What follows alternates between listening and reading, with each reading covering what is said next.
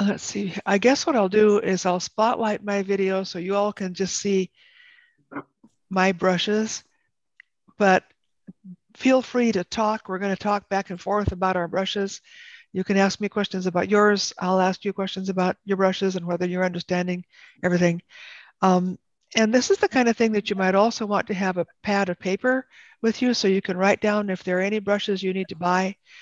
Also have a trash can so that if there are any brushes you need to toss, you won't keep them.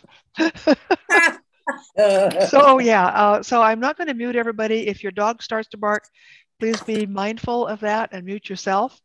And because I want us to be able to talk. So let's get this other camera going. There we go. The watercolorists are not really talking this morning because of air conditioning and being sick. So I won't spend a lot of time on watercolor. I think you all know what you're doing anyway, but I will show you something that Melanie got from me, which she uses for her watercolor brushes. It's really important that you don't leave your brush sitting in the water, and I think you all know that, but it also is good to have it hanging. Will this camera show that? It's not going to really show it. It's good to have your brush hanging. Let's see if I can get it like that, to dry. When you're done painting, rinse them out in the water and then hang them to dry. And this little contraption right here, this little red contraption, is a rubber thing that Melanie got at, I think, Michael's in their watercolor department. And she's recovering from jet lag today because she went to England last week. But next week, if you would like more information about what this thing is, you put it on the back of your brush like that, and then it comes with a little wire hanger, and you just dangle the brush from the little hanger, and it'll dry the way it's supposed to, and without any of the paint getting into the ferrule. So that's the two important things I know about watercolor brushes, is to not leave them sitting in the water, and this cool device for hanging them while they're drying. So I'll spend more time with watercolor when you're all actually here. Now I will switch to oil. Give me a minute.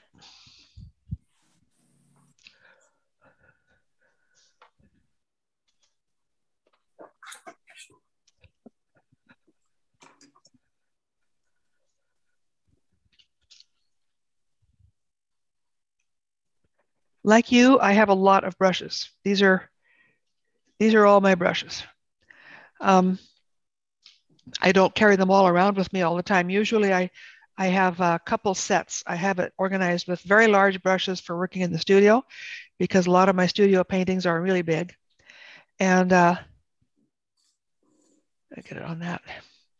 And then I also have them set for brushes. Usually I have them organized with the big brushes in the studio, smaller brushes for when I'm traveling. And if you've seen me give demonstrations, it's the smaller brushes that I brought with me because I'm traveling. And then I also have my old brushes. This is all my old brushes that are my old cheap brushes. And since I've invested in better brushes, I haven't gotten rid of these because old brushes can give you different kinds of textures and be useful, but I do keep them separate. So I keep all my brushes in these bamboo brush holders. I got mine at Plaza, but I'm pretty sure you can get them anywhere. Just look up bamboo brush holders. I just find it to be very convenient. I can roll them up and stick them in the freezer, and that works just fine. So ordinarily what I have in the freezer, this set is separate in the freezer. I don't want to accidentally grab a bad brush when I'm trying to up my game and use better brushes. So this is all separate in the freezer. And then I would usually have, one of these would have my studio brushes and the other would have my traveling brushes. So that's the way I organize mine. I want to show you something about these old brushes. Some of these old brushes are about 40 years old. And you can see that they're still shiny. They still, they still bend. Some of the bristles are getting a little short from wear. Let's see if I can show it to you a little better. See how some of these bristles, let me try to get it to where you can really see it. some of these bristles I have worn a little short. So although this is a pretty good size filbert, it's worn into a different shape. If I want that shape, if I want these bristles sticking out, I can use this brush. If I don't use it. Gail, do you ever trim the brushes when they're old and that you have those have them sticking out like this? Yeah. I have tried that and I've never been really happy with the results. They tend to catch on this area where I trimmed it off. They tend to catch and give me a different kind of mark. If I wanted that kind of mark, then yeah, I would do that. Here's the thing that I'm going to say repeatedly. A brush creates a mark on your surface. And it's not for covering a surface. That's not what it's for. It's for creating marks. Just, you know what? Everybody unmute and say for yourself, a brush is not for covering a surface. It's for creating marks. Let's say it. A brush is not for covering a surface. It's for creating marks.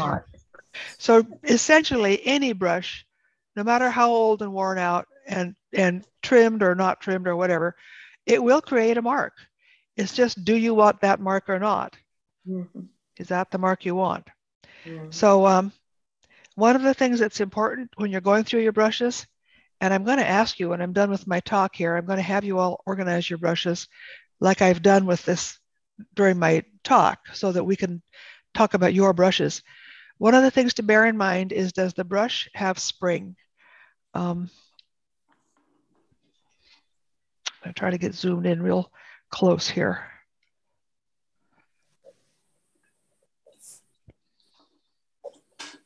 So when you're testing your brush for what kind of mark it makes or whether you like it, bend it like this.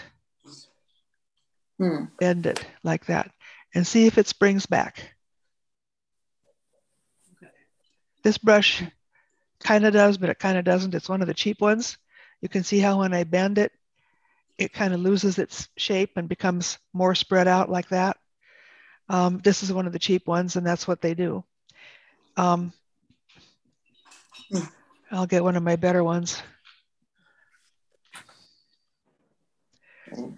This is a natural bristle by Silver.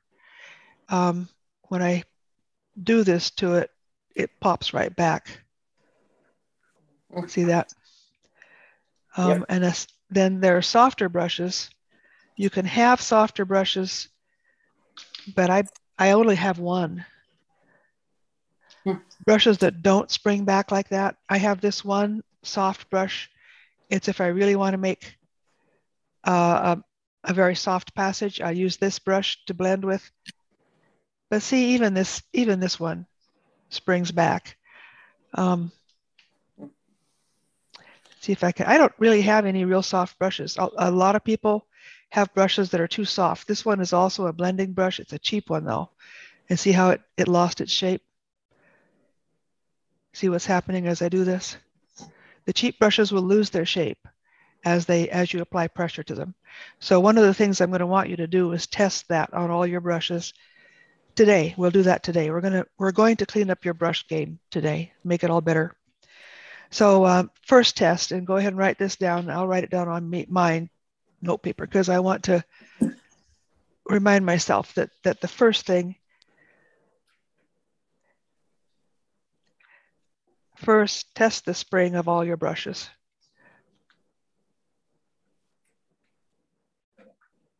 So actually, well, yeah, and then second, organize them. And I'll talk to you about how I've got mine organized in a second here. I have one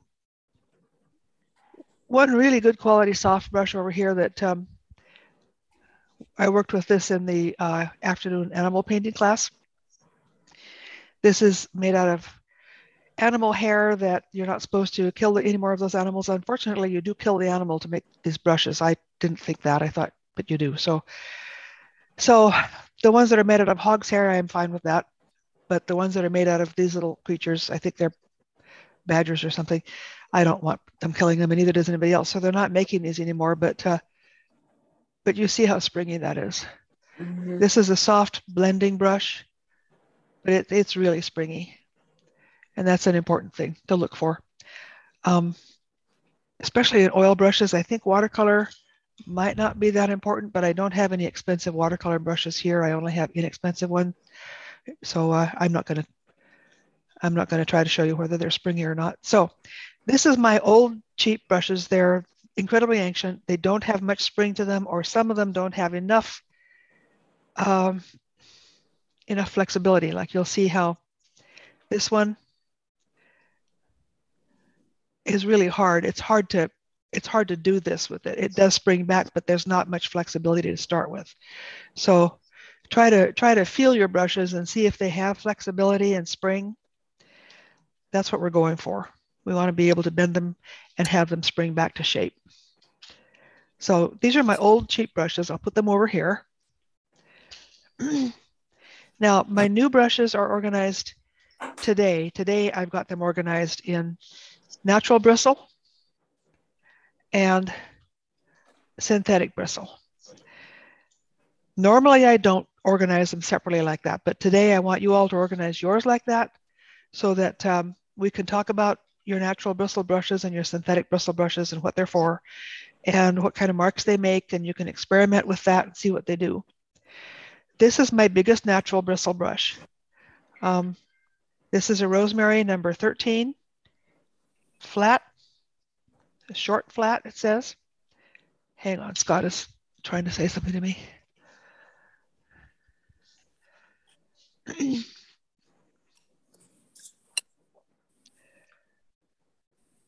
He wants to know if you guys can hear me. Can you all hear me? Yes. Okay. All right. For a little while, he lost the sound this morning, so he just wants to make sure you're doing all right. All right, so this is my largest one. I use this one for paintings that are about 30 by 40. And I also use it for paintings that are maybe 24 by 30 and larger. I use this for the underpainting a lot of the time. On the large paintings, I use this for actually applying the paint. Now, the kind of mark you'll get from a brush this size will be a square mark like that. You can see this brush makes a square mark. You can imagine this square shape making this large square mark. So if I want a large square mark, this is the brush I use. I've got two good quality large flat brushes. These are called flat. For Pete's sake, Scott is asking me questions again. Here, hang on. Okay, he's going to go do some things elsewhere now, so we're on our own. If the sound falls out, I will just restart because that's what he had to do. So anyway, this is my largest flat. This is a flat. When I'm introducing people to brushes, I just use the word square because it makes a square shape. This is the smaller, the next size down that I have. And I can't see what the number is on it, but numbers vary with manufacturers. So just say that it's about as wide as one of my knuckles. So a brush about like that. This is a very, very versatile size. I use this a lot, all the time. This is one of my favorite brushes. What is the number on that? Okay. Well, I can't find the number, but numbers vary from manufacturer to manufacturer. Okay. So just think about it as being the size of my knuckle. This larger one is like a knuckle and a half. See, about like that. It's a Rosemary 13, but believe me, that number 13 means nothing. You look at a different brand and 13 could be like a fourth this size.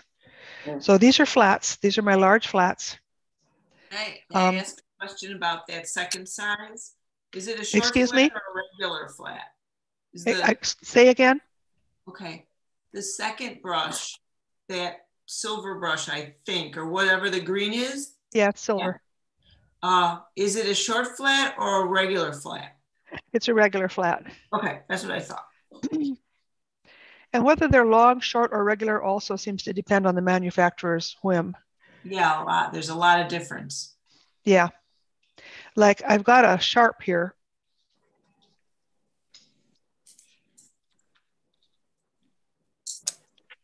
Hang on a second. Make a note for myself. So this is a regular flat. This is a bright. And you can see how by comparison to the width of it, the length is not very long. It's almost like square shaped rather than long shaped. And these give you a choppier, more controlled stroke. I don't have, this is the only one I have that's a bright. I personally don't like my strokes to be that choppy. Come on, cooperate. There we go. I personally like my strokes to be a little bit more flexible than this. But if you see people whose work has a lot of short, choppy marks, this is what they use, these brights. But I kind of got into that because of your question. I'm actually just working from large to small. So here's a filbert. This is a number 12 silver. And just looking at these numbers, the number 13 rosemary, look how much larger the 13 rosemary is than the 12 silver. Wow. There's quite a bit of difference. So I think rather than thinking about the numbers, you really are kind of, unless you're going to order the rosemary. Let's say, for instance, you know that you want a rosemary brush that's the size of a knuckle and a half. And you know that you want one just like this one, then you can order a number 13 rosemary natural bristle flat. And but you see how with the silver filbert is really quite a different size. So that's something to bear in mind. This is my largest silver. I'm in my largest filbert, the silver filbert. The filbert will give you a rounded mark. You see how it's rounded? The natural bristle will also give you a softer mark. It'll carry more paint inside it so that as you make your mark, it'll spread out a little bit softer on the edges so that you can blend it a little bit better. I prefer to use the filberts, the natural bristle filberts when I want something that I can blend. This one also, since it's natural bristle, it's more likely to blend than the synthetic bristles, but I don't have any synthetic bristle brushes that are this big. So if you want to get sharp edges, use the synthetic, and if you want to get more blended edges, use the natural bristle. Now this will make this kind of a mark shaped rounded like this, but it'll also make narrow marks. And you can also use this tip to make very small marks like that. They're a very versatile brush. And I have them in these sizes. Let's see, I'll take them all out and just look at them.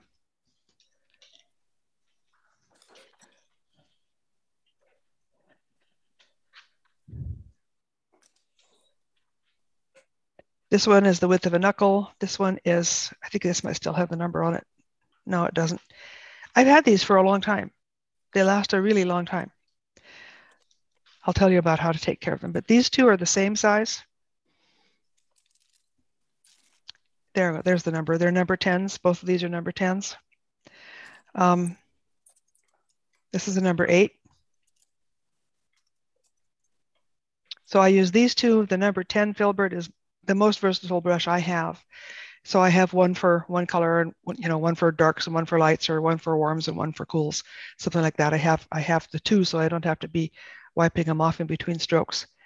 And then this number 8 is also good. You see how they've worn from the way I use brushes? They've worn to make a little bit more of a point. Mm-hmm. When they're new, they're round. They're completely round. But now I can get more of a pointed shape from them just because of the way they've worn. If they reach the point, if they get to where I really think they're too pointed, then I'll buy another one. But that's the only reason I've really found I need to buy another brush, is if the shape becomes such that it's not the shape it used to be and I still need that original shape. You see how I don't use this one as much, but you see how I've used this side more than I've used this side. So the new ones will be completely round, and as you use them, they'll begin to take a shape based on how you paint. And that's just the way it is, and it's not a bad thing. It's part of what develops your own style. So there are those. Now I go from that size down in the natural brushes. I mostly use those larger sizes. Then I have a few that are quite a bit smaller. And the mid sizes for me are usually, they're mostly synthetic bristle brushes. So I'll get to those in a minute. And we'll skip down to these small filberts. The small filberts, I tend to use these small ones for branches and twigs and natural elements that are small, like stems or whatever. I tend to use the larger ones for natural elements that are large. Branches are masses of leaves, masses of on hills, masses of natural stuff is what I tend to use these filberts for, these natural filberts. Then if I want to get to something smaller, I'll switch to the smaller brushes. This is not a filbert. I've got it in the wrong place. It's a flat. And the number is number 4. I only use, now I've worked with so many people that when I look at their brushes, they don't have anything any bigger than this. But bear in mind that these are my small brushes. Even when I'm painting outside, I use these for small things like twigs and stems and stuff. So this is a number 4. This is a number 2. This is a flat also, but the thing about them as they get older, the flats begin to resemble filberts. This is also a 2. I think this is a long flat. You see the difference in the length. One of them is longer than the other. It could just be wear, but it could be the manufacturer. This is a Winsor Newton and this is a filbert. This is a Winsor Newton. This is a filbert. But they have spring. They have the good spring. They pop back to shape. I can use them for small marks.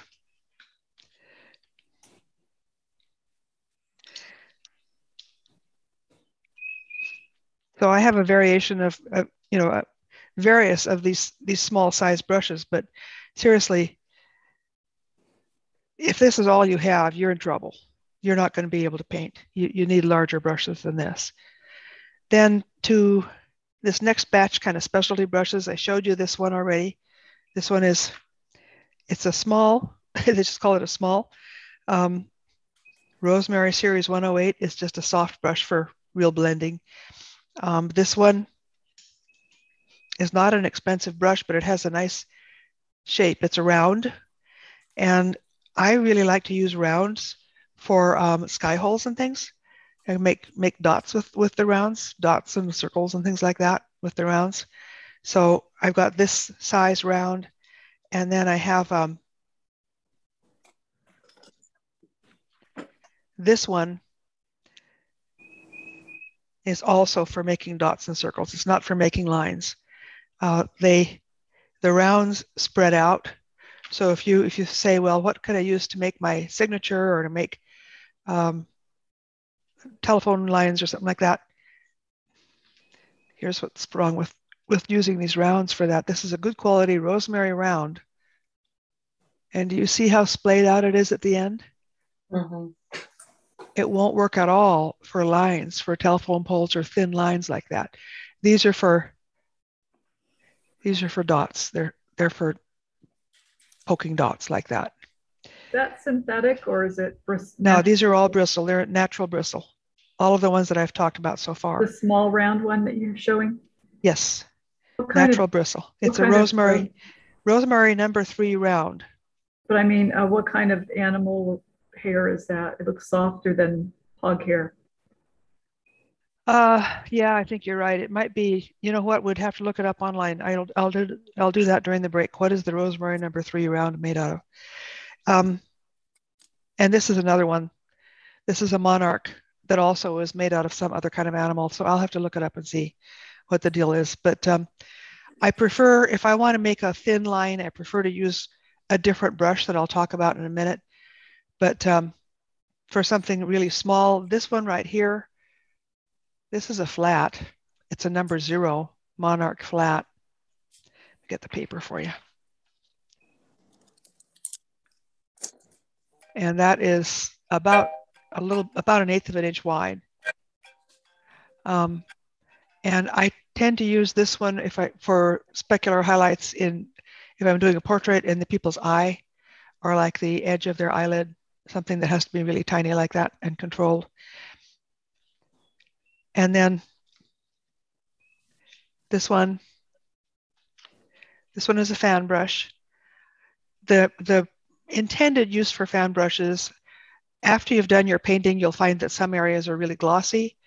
And the intended use for fan brushes is to just go lightly over those glossy areas to get rid of the high gloss so that it's not hard to see what the subject of the painting is supposed to be. That's really their intention.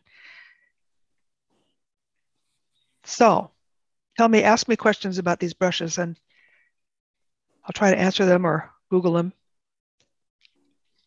With the, I was wondering, is there a difference in the oil painting brushes that are natural hog bristle as opposed to the softer bristles from animals? I have a set of both the softer natural hairs for oil painting brushes, and I also have the stiffer hog bristle. I never quite understood the difference of what their purposes are. Let me just look that up. I'm going to look up rosemary because they have the softer. Let's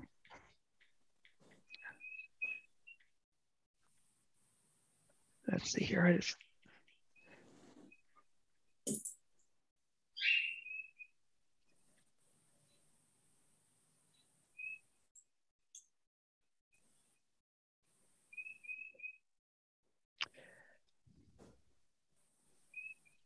Well, now rosemary is using a synthetic fiber to replicate sable. I think that the old brushes, these brushes I have are older than that. And they probably were sable. They had a bunch of sable hair that they were using for a while. Now I'm going to find out about watercolor brushes because watercolor brushes tend to be softer, and I'll find out what they make those out of. No, they're sable. Pure sable. And this other thing they're calling micro sable is probably artificial. Red sable. Gail, I have this set right here. Yeah. I haven't used it yet. Hang on, I'm going to take my spotlight off. No, I'm just saying it's so rosemary, if that helps. Just a minute. It has a name to it. Yeah. Jeremy King, hold it up again. I want to try to make it so everybody else can see it. Just keep it held up and I'm going to. Okay. Jeremy King brush collection. And they're rosemaries, right? Yes. So how many of them are soft? I don't, I haven't opened it, but okay. Seems like most of them are soft. Okay, well, we'll get into that. We'll get into individual brushes, people's brushes when we get that far. But the really soft ones, you only need a few of them. I think I only have, like, there's this one, which is old enough. It's well, I don't know. Apparently it's the Sable or the Martin. I don't know. And then I have that other one that I don't even carry around with me. I wash my other really good quality Sable brush that, or Martin or whatever this animal is. This one. Hard for me to, this one right here. And I cannot see what it's made of because it's worn off. But every time I use this one, I wash it and dry it. And I'm going to demonstrate how I go about washing and drying brushes. But in order to keep this one really soft, that's what I do. I wash it and dry it every time I use it. The rest of my brushes, I just rinse them out and put them in the freezer. But as you see, I don't have very many soft brushes. They're not something that you should use a lot of with oil painting. I'll put these away and I'll show you. Why do you put them in the freezer? So I don't have to wash them all the time because I'm lazy. There's two things, actually. I paint every day. And if I washed them every day, let me change my camera so I can talk.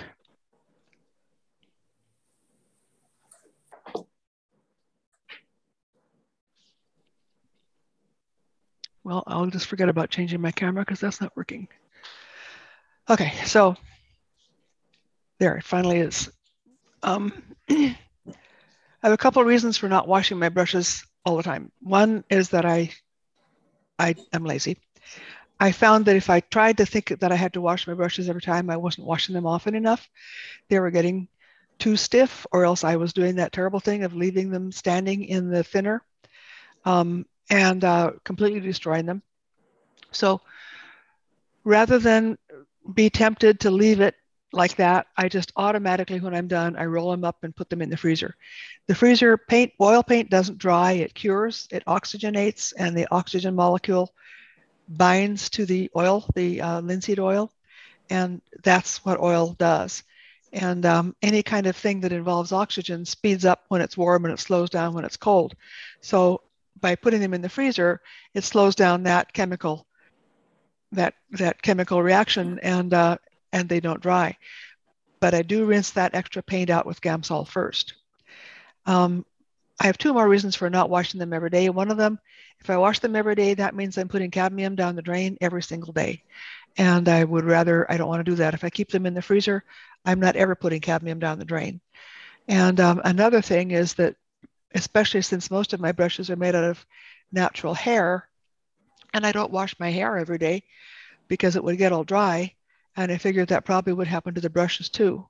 So I think it's better for the brushes. I mean, like I say, some of these brushes that I've got, those old brushes are about 30, 40 years old, and they're still pliable and oily looking. And to keep them oily like that, I think is a good thing. So I heard any other question? using the one oil type soap is good for them. I'm forgetting the name right now. Some people suggest that we use Murphy's oil soap. I haven't found that it matters what kind of soap you use. I'll talk about that in a second. Let me get through the synthetic brushes, and then I'm actually going to demonstrate washing and reshaping a brush when I do that. And I'll show you what I do as far as the soap. So let me switch back to that. And Dale,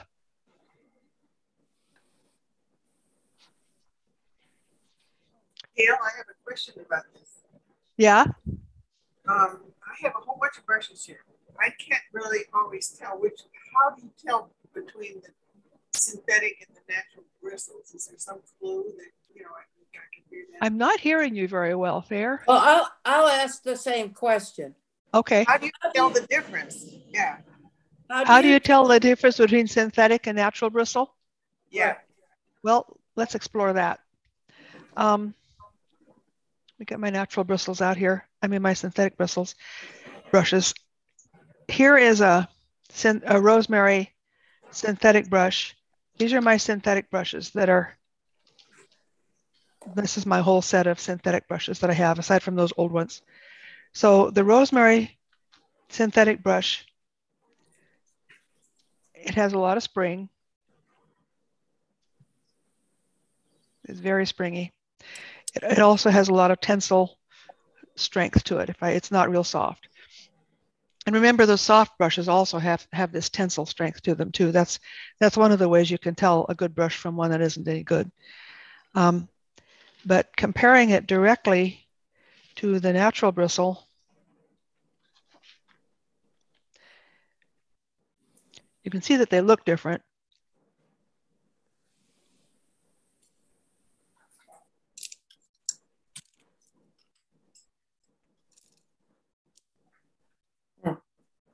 You can see that the fiber looks different. The natural bristle I think it's a little smaller, and the synthetic bristle sticks out straighter. It's more straight. The natural bristle has this like roundness right there, kind of rounds off there. The synthetic doesn't. From the side, let's see. You can see that the natural bristle, this is an older brush than this one is, but you can see the synthetic bristle is beginning to kind of splay out a little bit, and the natural bristle doesn't so much. Now, it's not that that's bad, this splaying versus not splaying is just part of the deal. But if I want to make a very sharp-edged mark, I'll use the synthetic brush. It gives you a very sharp-edged straight mark. It's very hard to make lost or soft edges with a synthetic brush, unless, and this is one thing that rosemary brushes do that might seem, am I still online with all of you? I heard a funny noise. Are you all still there? Yeah. Yes. Still there? Okay. I'm sorry, I'm a little jumpy because of our trouble we had this morning. What the rosemary synthetic brushes do is they will splay out. Yeah, I lost my camera. Okay, hang on. I might need to switch to a different camera. Actually, I lost the Zoom meeting. We can see your brushes. You can see my brushes, but you I see see my a- hand is frozen there. I'm Yeah, going to have it's to frozen. restart the meeting because I lost the meeting. Okay. Okay, hang on a second. I'll restart the meeting.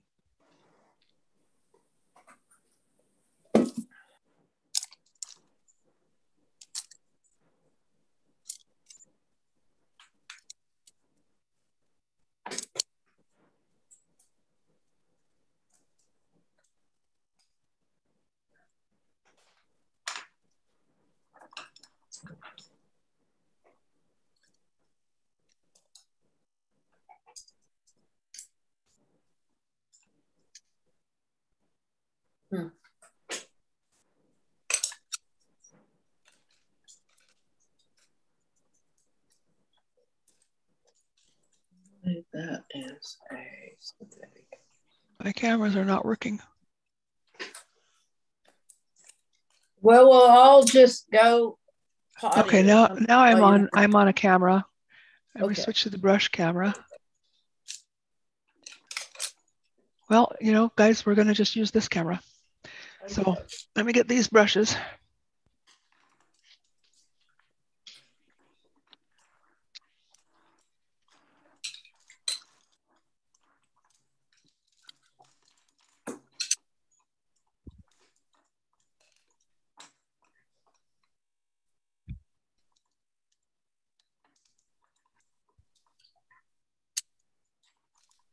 Okay. So I was answering a question that had to do with, I was going to show you something about rosemary brushes. Okay, so you can see that brush in my hand. The fact that it gets splayed out is something that some artists really like, and they use it to really good advantage. They crosshatch with these brushes. It makes a crosshatched mark, and I'll show you what I mean when we get to that point. So a brush that's splayed out can be used for crosshatching. That can actually be a good thing.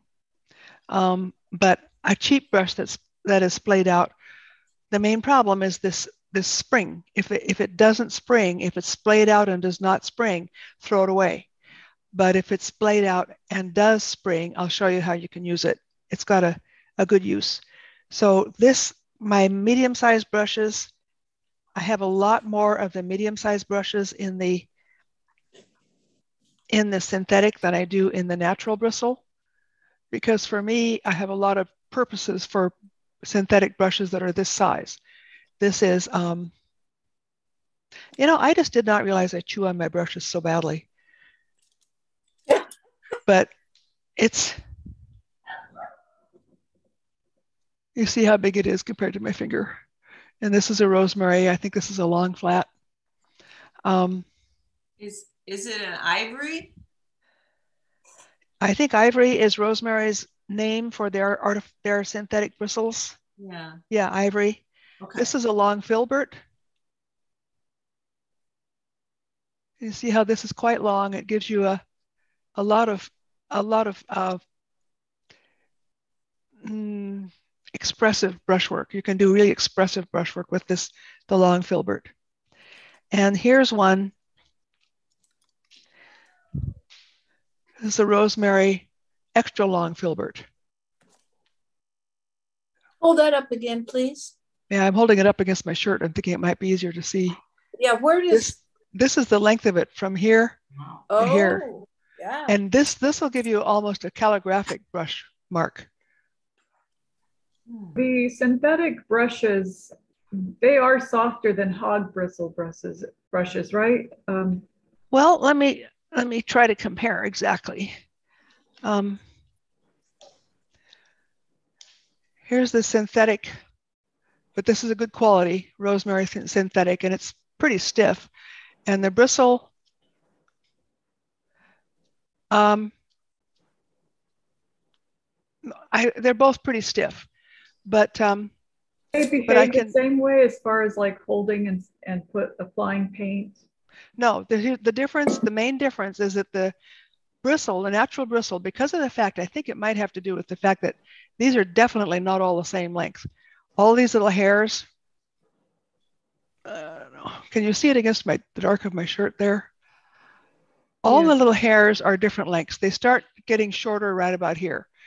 And so these are the longest in the middle, and then as they go down the side, they get shorter and shorter. Whereas the synthetic brushes don't do that. They get shorter right about to here. Here is about as short as you get. So the bristle brushes, you can do more with the side of the brush, more with like this part of the brush, this side, because it holds a lot of paint in the side. And the synthetic brushes, mostly you can get paint on the side of them, but it'll come right off when you go to paint with them. And so you'll get a sharp, mainly this is for sharp edges, and these are for soft edges. And we've talked about edges before, but I think when we experiment with these, you'll see that's the main difference. And so that's one of the reasons that I have this more of my mid-sized brushes are these synthetic brushes. See how this one is all splayed out. See that? Mm-hmm. See how it's really all splayed out? Mm-hmm. This is okay. This is something that you can make cross-hatching marks with these that are splayed out like this, mainly because it still has its spring. See, it still has a lot of spring. So if I want to have one brush that's like this, that's all splayed out that I can do cross-hatching with, I'll keep it this way. I'll show you what I'll do if I don't want it splayed out, and what I do once in a while to solve that. So these middle-sized brushes, these are all Rosemary's, and this is a 4. That's a 4. You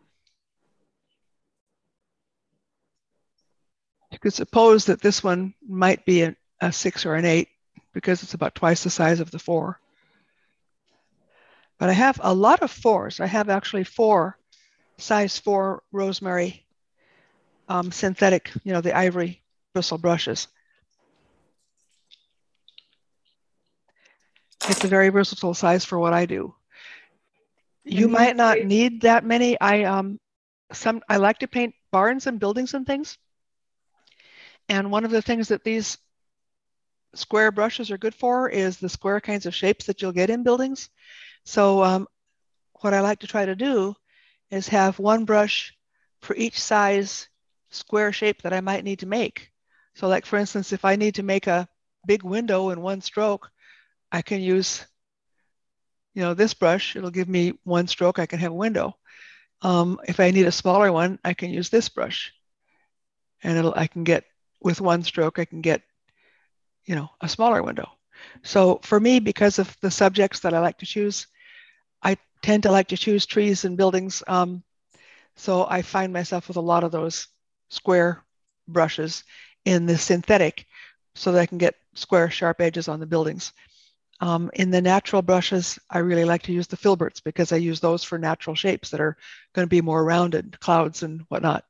But what you do with your brushes will be determined by your style. It's just, there's no point. It's not going to help you develop your style if your brushes are too soft and don't have any spring, or if you try to do all different kinds of marks with just one brush, or if your brushes have so much built up paint around the ferrule that, again, they've lost their spring. I'll talk about a couple more synthetic brushes I have here. These are the rounds and the liners. And I just dropped a brush, but I'll remember where it is. Now this round brush,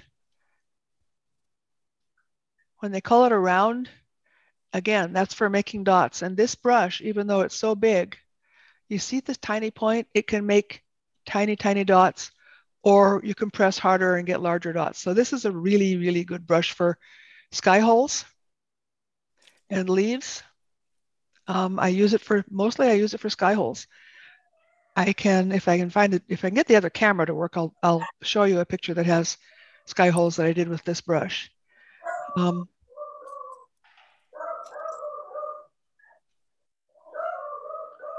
Somebody has a dog. Thank you. This is a very small synthetic round brush. The bristle part is just this little end. That little end right there is the bristle part. I hardly ever use this, but like I think I might have used this to get the specular highlight on the dog's eye in the afternoon class. It's just for dots, very small dots. This brush looks like a smaller brush than that first dot brush, but you see that the end doesn't come to a sharp point. See, this end comes, the larger brush, the end comes to a sharp point, and on the smaller brush, the end comes to a more rounded shape. If I want larger sky holes, I wind up using this brush because of that rounded shape on the bottom. This brush right here. This one comes to a more pointed shape, and it's better for smaller or more varied sky holes. I'll get one shape out of this brush. I will get one mark out of it, one type of shape, and that's all. This one will give me several different shapes. What is that pointed round there? Is that an ivory? Yeah, it's a number 12 rosemary ivory round. Okay. The smaller one is a number 4 silver Brislan, and Brislan is silver's synthetic kind. Silver Brislan round, and they just the way they made their brush, the way they chose to do it, it makes this flatter shape on the end, and the rosemary brush comes to more of a point. So you'll see how different brands will do different things with the shape of their brush. So when you're looking for a brush, think, well, what shape mark would I like to make, and what would I use for that? For lines, you need a rigger. This is a number 6 rosemary ivory rigger. And the bristles go from here to here. It's the bristles. And the way you use a rigger to make lines is you don't poke at it like you would those round brushes to make dots. You hold it like this and pull it across, and the rigger will make lines that way. From that, you can get really thin lines with a rigger like this. And that's the only rigger I have right here. The rest of them are rounds. But if I want thin lines, I can do it with this.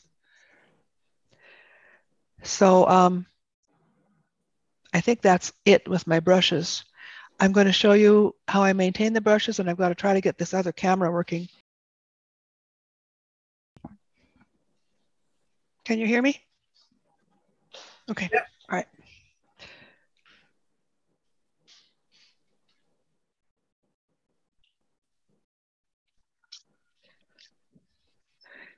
The thing about tech and husbands is I think that the tech knows when the husband is not here. There's something about it. Anyway, he's got it working again. So. Maybe he has it on the timer.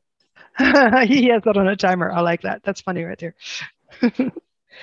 Okay, so let me fix this. I'm going to spotlight this again, and you can go ahead and talk to me, and it'll still just show my brushes.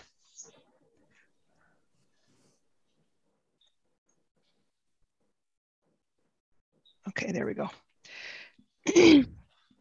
So there's a couple things I wasn't sure I was able to show you.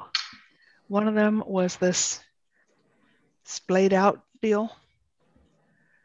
A brush that's splayed out.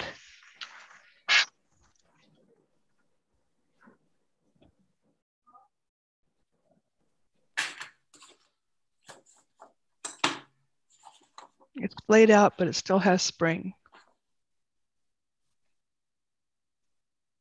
So this is a brush that's worth keeping. One that's splayed out but doesn't have spring, like what I have in my old selection of brushes here. This one.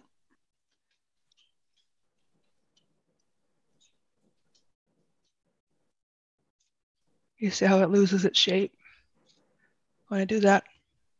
So that's a big difference between a cheap brush and a good brush. But that's not to say that all cheap brushes are bad. It's just that that's, I guess, maybe what it is, the difference between a good brush and one that isn't. And then I want to show you, what I mean about these rounds and the kind of mark they make and when I use them for these marks. So I'm going to bring a little painting over and show you what I did on that painting, what brushes I used and what marks they gave me. So I'll get that. This is part of what I showed everybody at On Track. So if can you still hear me? Did I lose my sound? Nope. Okay. I hear you. All right.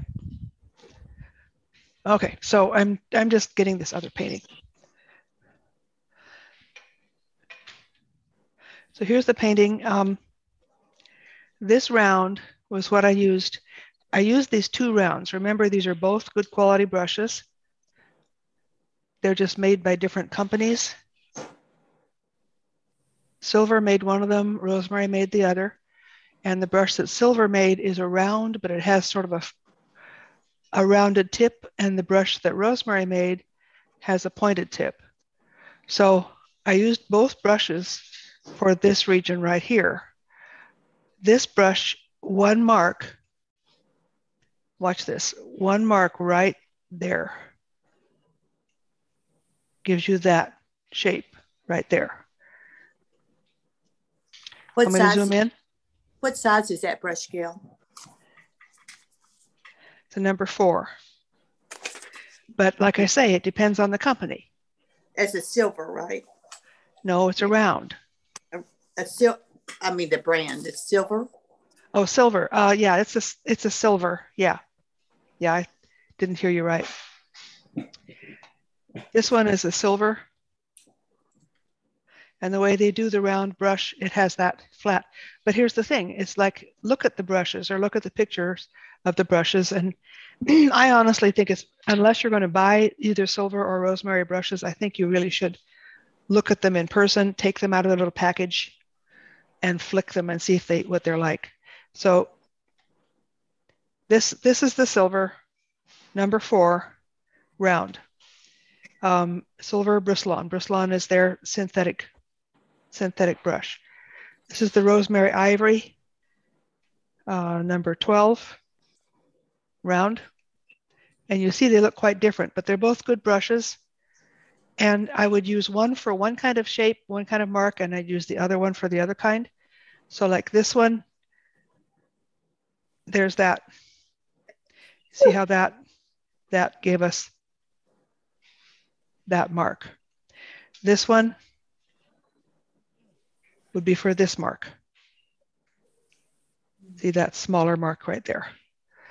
So this little bitty mark, all these tiny little marks, I use this brush for those because it comes to more of a point. And the larger marks I did with this brush because it doesn't come to a point. It gives us a rounder shape. The lines, there are lines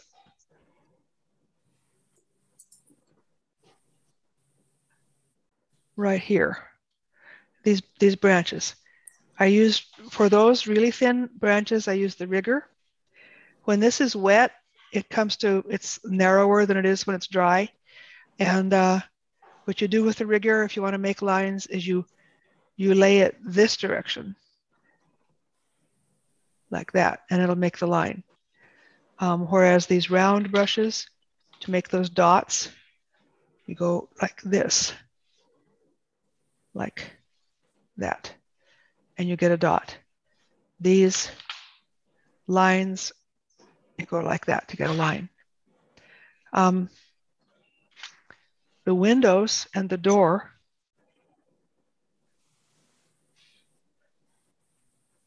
I'll talk to you about all these other marks that I used. I used my small synthetic brushes for the window. You see how this brush is that size? Gives me a line for the window. This little thin part right in here for the window thickness of the window, I used the same brush, but I turned it like that. See, I did a mark like that with this brush, and I did this same brush for this little narrow mark for the door. I used this brush for these marks for the roof. These come this direction. You know how when you make a mark with a brush, it doesn't always have to just go straight like that. It can go like that, and that can give you the angle of a roof or whatever else you've got that it's an angle. You can use this brush. For the tree foliage, can you guess? Filbert. Yeah, filbert, a natural bristle filbert. So this, because of the bristles, and I think I wasn't able to really show you when we didn't have our camera, but I'm going to put this right here against this dark background, and you can see how the shortest bristles are down here. They're holding paint. Well, it's the end of the bristle is what really holds and releases paint. So the shortest ones are down here, and they're all varying sizes until we get up to here. So for that reason, you can get these not only rounded but soft shapes for foliage and things. And for this particular painting, this is the size brush I wanted. The synthetic brush, here's the silver bristle-on synthetic brush. This gives you an incredibly sharp edge. I have not in my own paintings, but the subjects that I've chosen, I haven't found very much use for this brush. I thought I'd enjoy it. I think it might be good for roses, for that real sharp edge that roses have, but I haven't tried it. You see how it comes to a real sharp edge. And the bristles are all the same length. This is a synthetic brush, and the bristles we don't have a lot of short bristles in here. They're all the same length, although it's got a fat body. So I don't know quite how they did it, but we don't have, if I do this, I'm not coming across the edges of bristles like I would if it was the natural. This is also a silver brush, but this is their natural bristle brush. And my thumb is coming across a bunch of bristles. And if I do this a lot, I'm going to probably wreck it. So I won't. But the main thing I can say is sharp edges are really, that's what you go for with the synthetic brushes, and soft edges with the bristle brushes. Even though the bristle brushes, they're stiff. Oil paint is stiff. All the oil paint brushes are going to be stiff and quite springy. So it doesn't matter what effect you're trying to get, aside from that one really, really blended effect. So let's see, I want to show you brushes down here. I mean, brush strokes down in here.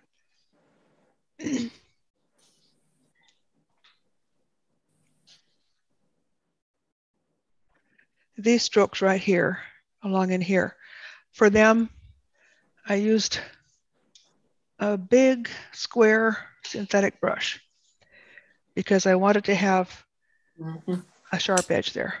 So this brush gave me that edge. You can see how this brush worked for that shape. That's the brush for that shape. I've got other areas that I can show you because the brushwork is quite visible down in here. This brush, I used this brush for a lot of these marks down in here. I really wanted to show I didn't want to show blades of grass. That wasn't as interesting to me as the fact that these furrows where the lawnmower or whatever it was drove, that there was flat light here, light from the sunrise down here. I used that mark for that one. Again, flat light, but a little darker because it's in the furrow. You know, I was really interested in the way the light looked here. I was interested in the way the gravestones cast shadows and that there was reflected light in front of them. So I did a lot of this with brushwork that showed light rather than trying to show blades of grass. Then up here, this up here is scumbling. And for that, I use this big filbert, big natural bristle filbert. The pink area, I put the pink area on first and let it dry. And this was fairly transparent paint where the pink is. And then I mixed this blue and loaded this brush with it on the side. And very gently, the word scumble it sounds like scribble to us. So we think, oh, that must be something sloppy, but it's not. It's something you do gently. You pull the paint over that other transparent paint, and you can do it whether it's wet or dry if you do it gently enough. I think I did this after it was dry. So all this little broken color right in here was done with this brush, dragged across the dry color. So do you have other questions about this painting? About how I did this painting? Oh, there's one fun thing about this painting I do want to show you.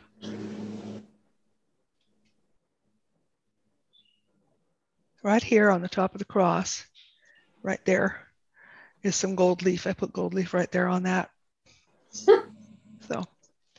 What brush did you use to do that with? The gold leaf. I have a little soft brush, a little watercolor brush, I think, that in the gold leaf kit. Okay. I'll put this away now.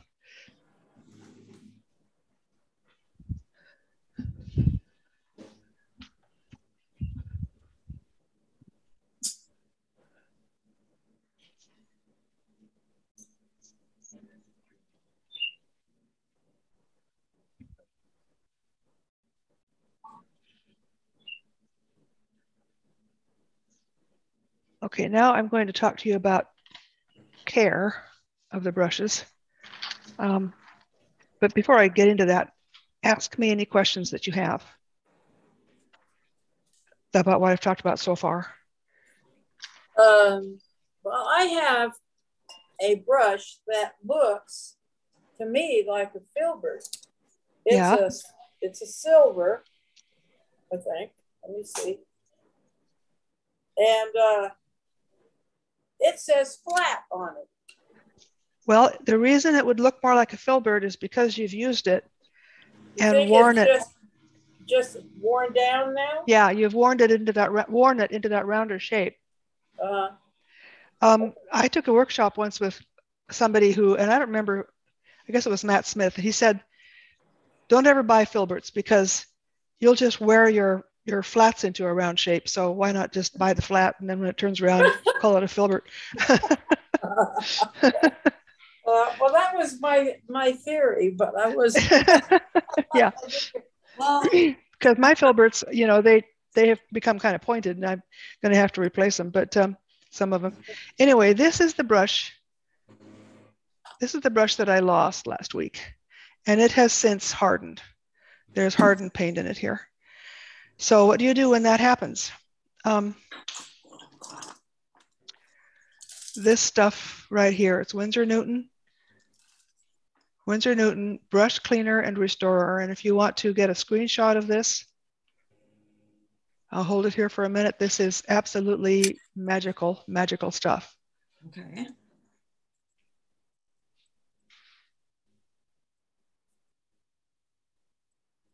So I don't want to put a lot. I put some in a glass, just an ordinary glass, because it washes right out. And put my brush in here. And I don't want to put enough of that stuff in the glass Jill, to get. Can you put that up one more time? Yeah, please? yeah, hang on.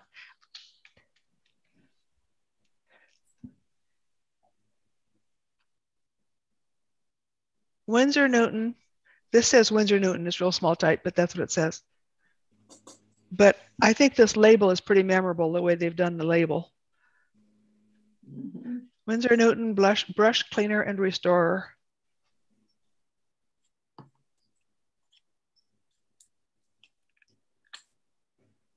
Are you all good? Yep. Okay. All right. So I'm of the opinion that as strong as this stuff is, it might damage the glue up in the ferrule. So the glue that's glued these fibers up into the metal. So I try to only put in as much as I need to wash the dried off paint. So that's going to be about that much. So I put it in the glass. And I put the paintbrush in there. Now I'll leave that sitting for 10 minutes. Hey Google. Hey Google. Set a timer for 10 minutes. Okay, so it's timing for 10 minutes. It's just right there, timing for 10 minutes. So you'll be amazed how good this brush is after that. Now, meanwhile, I have some water. Now this, I don't usually do this in a little glass of water, this washing of my brushes. I usually just do it in the sink. And I don't wash them very often. Like I say, I only wash them if they need to be reshaped or if I want to reshape them. So let's say I've got usually my synthetic brushes are the only ones that I want to reshape. I do have one here that I'd like to reshape.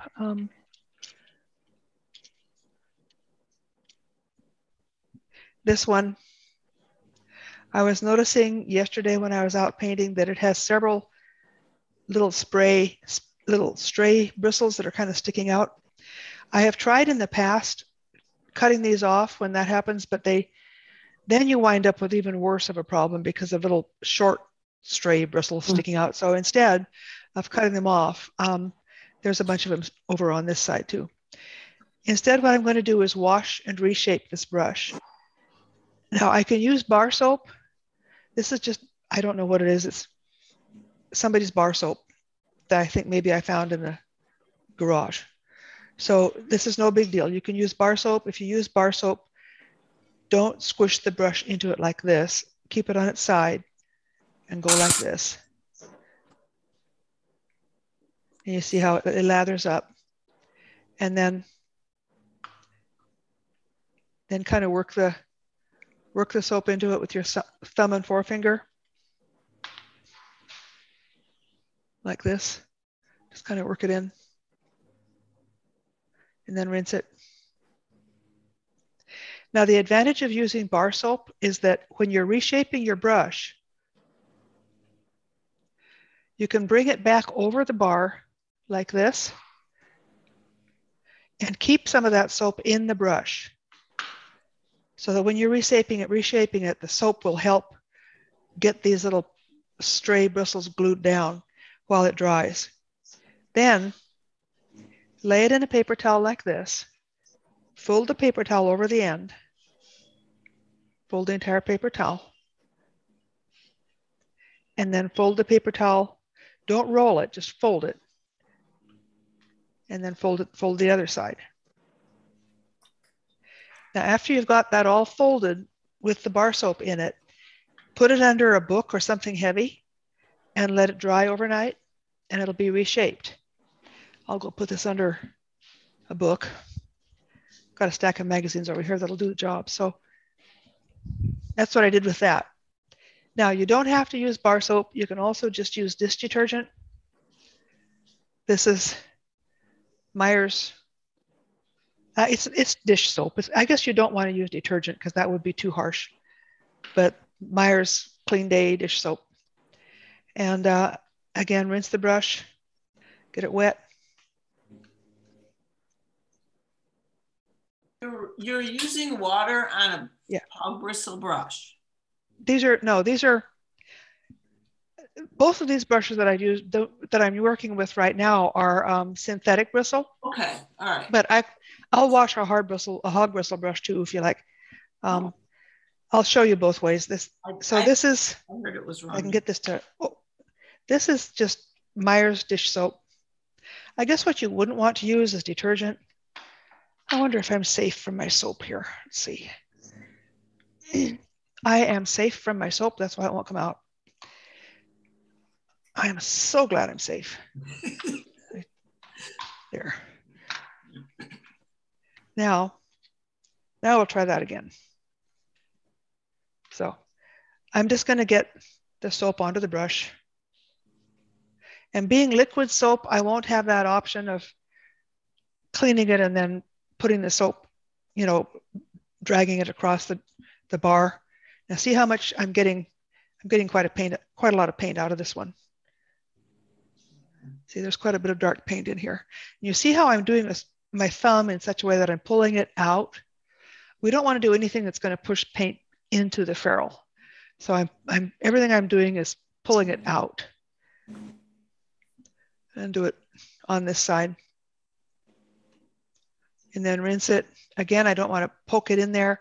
I'm rinsing it gently like this.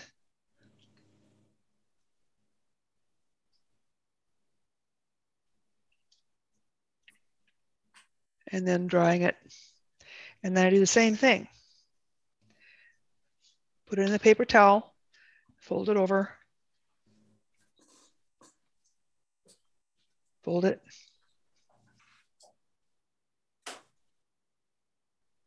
fold it, and go put it under a book. Now I'll do that, and then I'll get some fresh water and I'll wash a couple of bristle brushes this way. I'll show you.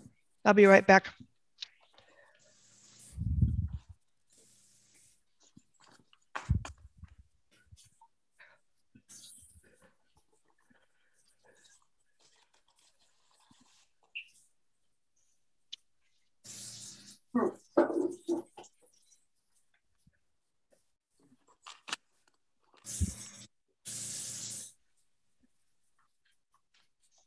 Now, yes, we are using water to wash these. I don't do it very often. It's just when they need to be reshaped. And of course, the water has to dry out of them before you can paint with them again. So this is a natural bristle brush. It too needs to be reshaped. It's got some little hairs splaying out over here. So I get it in the water. I can use the bar soap. You see how I'm going like this. I'm not going like that. I'm going like this. If you have used your paintbrushes in such a way that there's a lot of paint deep inside the ferrule, then clean them with that Winsor Newton brush cleaner and restorer like we're doing with this one before you try to do any of this with the water.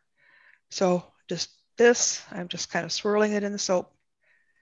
And then again, with my thumb, you can see how there's green paint in this one.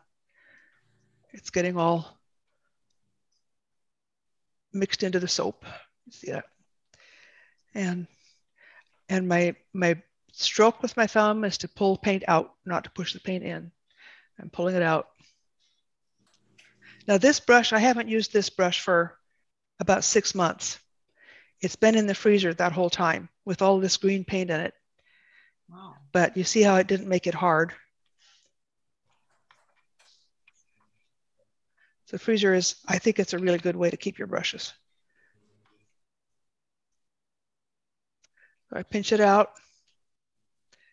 And now it's really nice shape back again.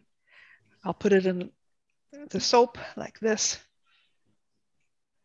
and lay it on the paper towel, fold,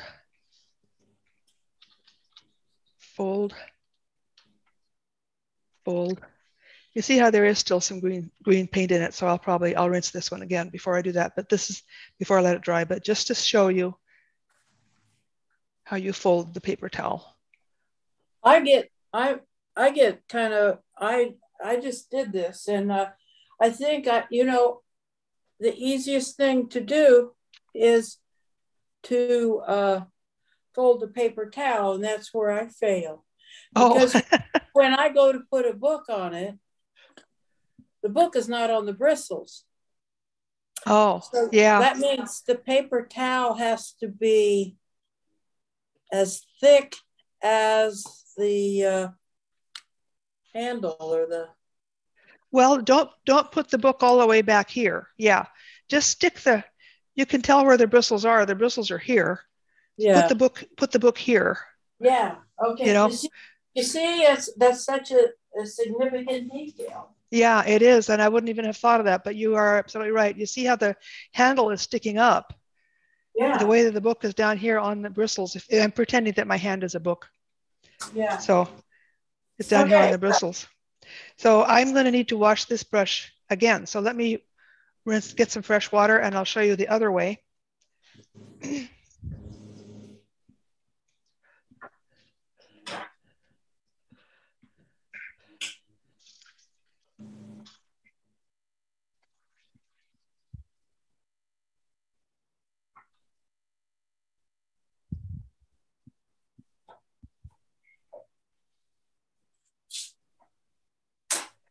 Ordinarily, if I was doing this in the sink, I would, you know, as soon as I saw that there was still paint in the brush, I would just put it back underneath the water and clean it some more. Oh, there's the timer. The timer went off. So let's take a look at this.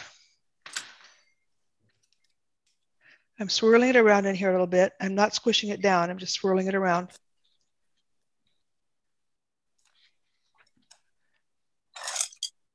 Well, it let me down. It's not ready yet. We'll time it some more. Hey, Google, set a timer for 10 minutes. Now this one, I'll show you this time just again with the dish soap. You can do this. A lot of times people say to use Murphy's oil soap, and I think it might be because that word oil in it. You think, oh, oil soap for oil paints.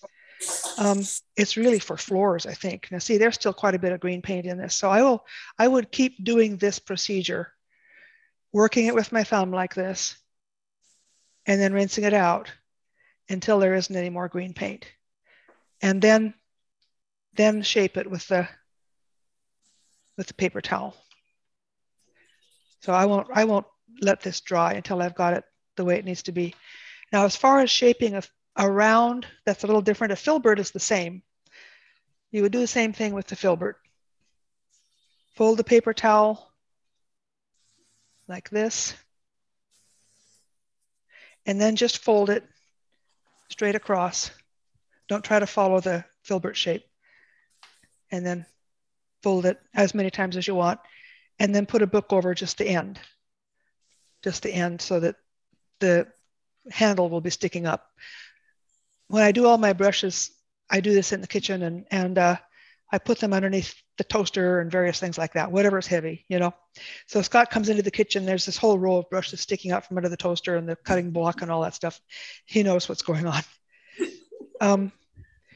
For a round is a little different, but you do start the same way. Put it in the paper towel, fold the paper towel, and then roll it rather than folding it. You roll it, and you can pinch the end if you want to as you're rolling it. When it's wet, it'll work better, but that's for a round brush, you'd roll it instead of folding it. And then pinch the end together, and then don't put it under a book, just let it dry. One thing not to do with brushes, when they're wet and they're drying, don't set them in something like this. Don't set them up like this while they're wet, because the water will drip back into the ferrule. The main thing is to protect the ferrule and the glues in the ferrule. You don't want to get paint up there, you don't want to get water up there, and you don't want to get your brush cleaner up there. So if they're wet and you put them like this, whatever's in the brush is going to drip down into this glue, and you don't want that to happen. So while they're drying, lay them flat or put them under something, or else even if you can, some people sell products, but I'm pretty cheap. So I tend to try to have it in such a way that you see the bristles are kind of hanging off the edge of this thing, and the handle is propped up on this thing. So if I can do this if I'm not trying to shape a brush, if I've washed it and I just want the paint to drip out. Now, part of why Melanie gave me those interesting little things that I showed you about the watercolor brushes is because you can do that for drying your oil brushes. If you're not shaping them, you can put this little rubber thing on the end of the brush. And I don't know what these are called. You'd have to just look at Michael's website for brush maintenance. And then this has a little rack that you attach to your easel, and it hangs from the rack in your paint. Then your brush is just dangling from it, and the water just drips right out. I don't do that very often because I usually, when I'm washing my brushes, it's because they need to be reshaped. So, all right, I'm going to switch cameras and we can ask questions. We remove that. And I have a question about cleaning. I have these really fluffy, it's really puffy. Hang on. Oh, a really fluffy brush. Yes, you know what? You're really right. Fluffy, that's for blending. I've used it once in a long while, but I forget now how I've cleaned it. But I don't think you'd run I this. did not tell you about cleaning a fluffy brush, and you're right. For the fluffy brushes, let me get some fresh water because I don't want to get green paint into this one.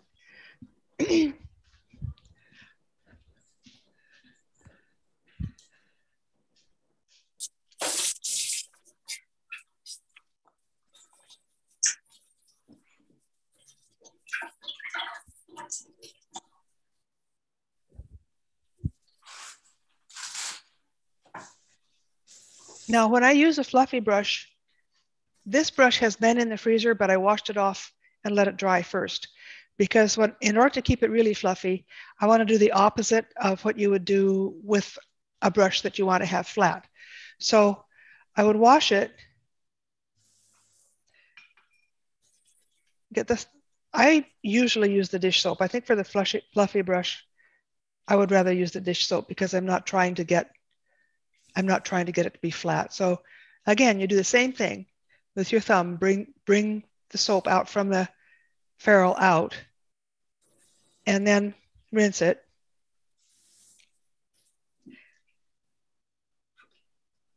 And squeeze the water out. And then instead of shaping it by squishing it in the paper towel, you kind of do the opposite. You sort of fluff it back up again with the paper towel. So when I use these fluffy brushes, I actually don't put them in the freezer with the paint still in them. I wash them off every time and try to get it kind of fluffed back out again. When it dries, it'll fluff itself back out again if it's a good quality brush. If it doesn't do that, replace the brush with a good quality brush. So that's how I take care of the fluffy brushes. I wash these soft, fluffy ones after each time I use it. This is one that it's the exception to my rule of just using the freezer, because I feel like these, to stay this soft, I need to do that. But I don't use them very often. And even for very particular painting, you know what? I'm going to show you a very particular painting, and I'll show you the brushwork, the brushes I used for that, because I know you like to do really, really beautifully rendered paintings, and you would be surprised what brushes I use for these. So hang on a second, I'll get it.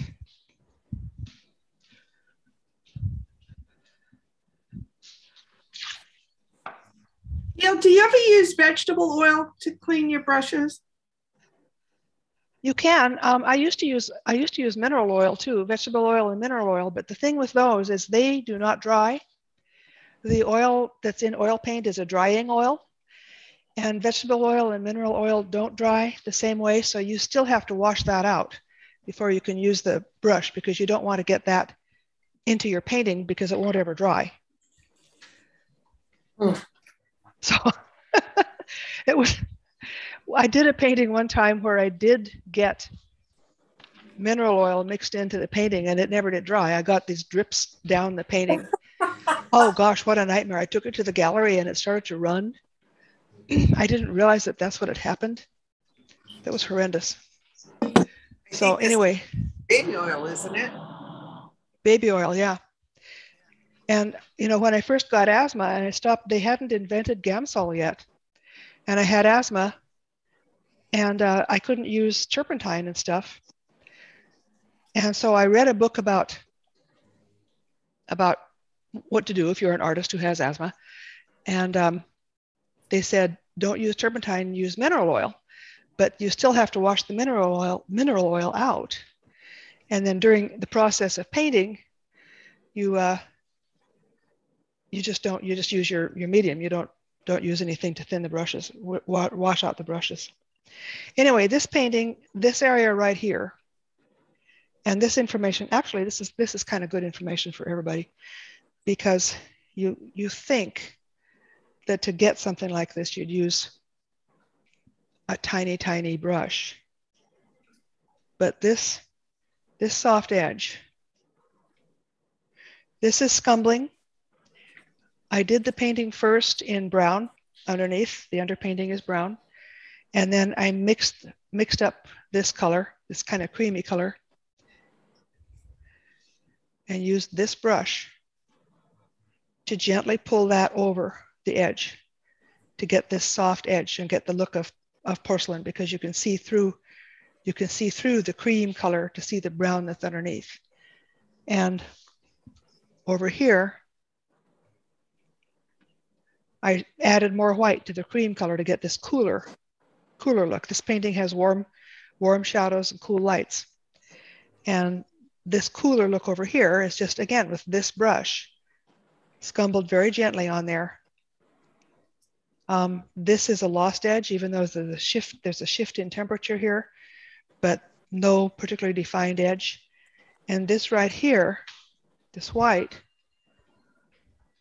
there goes the timer. I put this white on with this knife, just like that.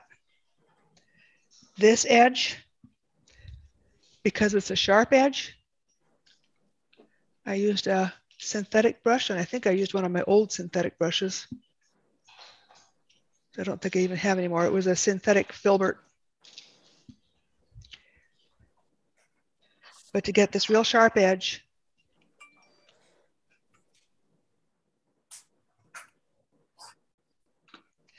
I put my hand here and controlled the brush, went ahead and held it like a pencil, and brought the brush right along that edge like that.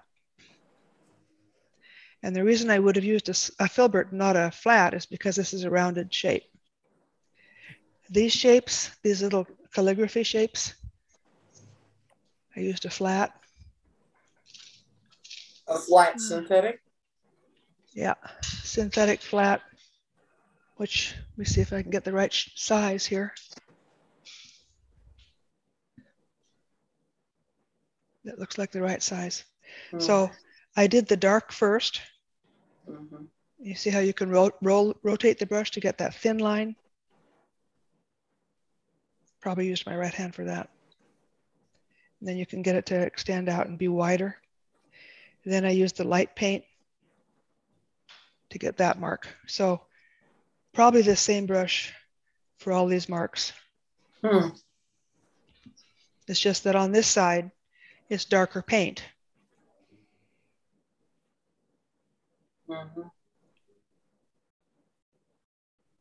And then here where it's lighter paint. Now, here's the thing, I switched hands, but if I didn't switch hands, I might want to turn the painting over, because this flat brush gives us that square shape right here. And I need to lead, and the stroke needs to go from this direction out, because I want to get that square shape. If I tried to take it a different way, I wouldn't get this square shape at that point. Do you understand what I'm saying? Does anybody need me to clarify on that? But this is a painting I've hung on to because I know how hard it was to paint it. And these marks up here,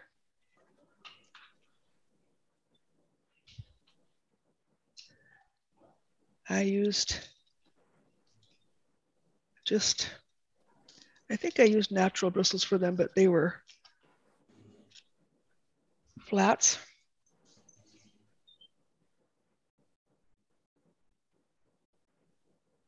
This is one mark right here, and then another mark right there. I put the flowers on over. So if you'll see, there are these lighter colored marks back here. Those are to look like they're in the distance. And I did them first. Painted over everything with that lighter color. Mm-hmm. Then I painted these that are closer to us with a darker color. Mm. And then switched to a larger brush. You did that with the flat, those? Yeah, brown all of that with this flat, which is a number 4. This is a number 4 Filbert natural bristle flat. You said oh, number wait, 4 silver. Filbert? Silver, oh, number silver. 4 silver natural bristle flat. Wow. Then these flowers, I used this size brush just to get, and wiped it off and reloaded it. I did these darker colors first. This is a number 5 ivory long flat. So for the narrower marks, I rotated the brush to get the narrower mark. For the wider marks, I rotated the brush to get the wider marks. That looks like a synthetic, right? It is. It's the rosemary ivory. It's a long flat. Mm. So I think that's about it. I'm looking at the different shapes of marks. I'll show you down here. Mm. You see how big the painting is if you look at my fingers. Mm-hmm. The camera isn't really showing these marks very well. But these marks on the fabric, there are a lot of different marks that are kind of going every which way. And I used a filbert for them. Just kind of went every which way on these different marks. There are different slight variations in value of the marks that are down here. And then this same filbert would have worked for this little mark along the edge here. Mm. So, and these little marks, the filbert is very versatile for this kind of thing. You get a lot of different marks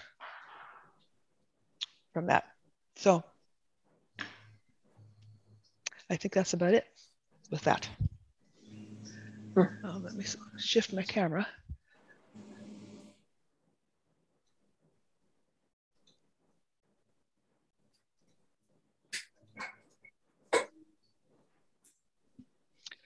All right, let's talk about your brushes now. What I want you all to do first is sort through your brushes and do that little test to see whether they have spring or not. And any that don't have spring, put them in a discard pile. So just go ahead and do that now.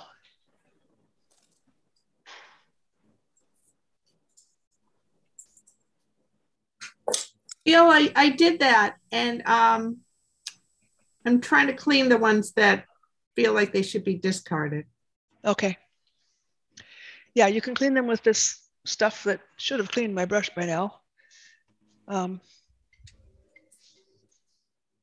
It's a brand new jar, so I know that oh yeah, it's clean. Okay, so I'll show you what this looks like. It's splayed out. It's splayed out, so I'll still need to reshape it, but you see how it's soft now. It doesn't have paint in it. So that took 20 minutes.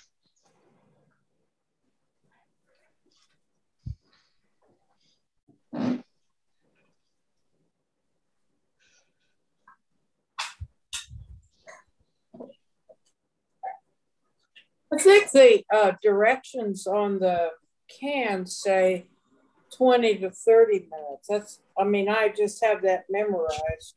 Okay, maybe they do. I've had luck with it after 10 minutes, but but probably 20 is And especially if that's what it says on the can. It also says, don't get it on the ferrule. Does it? Yeah. So, I think it would probably destroy the glue. I did that once, so that was the end of that brush. Have you ever had a brush fall apart on you because the glue gave way? No, I just knew, you know, after I thought, oh, forget it. Yeah. So I have a question. Yeah. The spring rule, there are certain brushes that doesn't, if you have something super soft and you want to use it for super soft, that's okay. As long as Remember I showed you my soft brushes. They have spring too. Okay. If they don't, even soft brushes need to have that spring. And if they don't, they're not something you want to use. Okay. So if you pull them like this, it's staying out this way. Yeah, that's a brush you don't want to keep. Garbage. Okay. Now this is a similar one, but it does this. It springs pretty good, so that's okay, right? Yeah, so that you can keep. Yeah. Okay. Can you use wood glue for the ferrules that are starting to come off the wooden stick? I don't know. We'd have to look that up. Let me Google it. We'll see.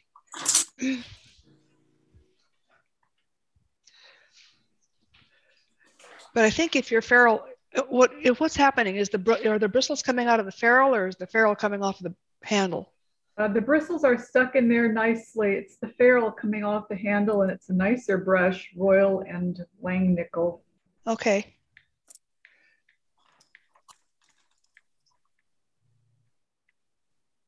I'm looking it up.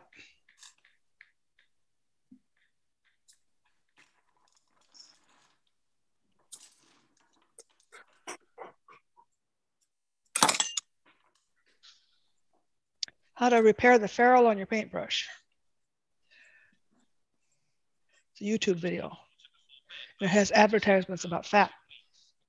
I think I'll do something else here. I was thinking, gosh, maybe I could share my screen, but no, don't want to do that.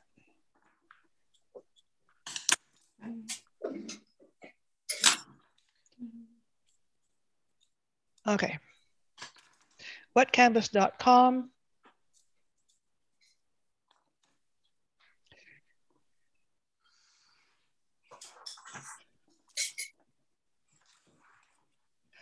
Have you only used those brushes with oil paints? Sorry, what? Have you used those brushes for anything besides oil paint? No. No, not okay. That one that's falling off. Okay. This one person from wetcanvas.com suggests epoxy, and somebody else suggests that maybe it was happening because you had used a water-based paint with it.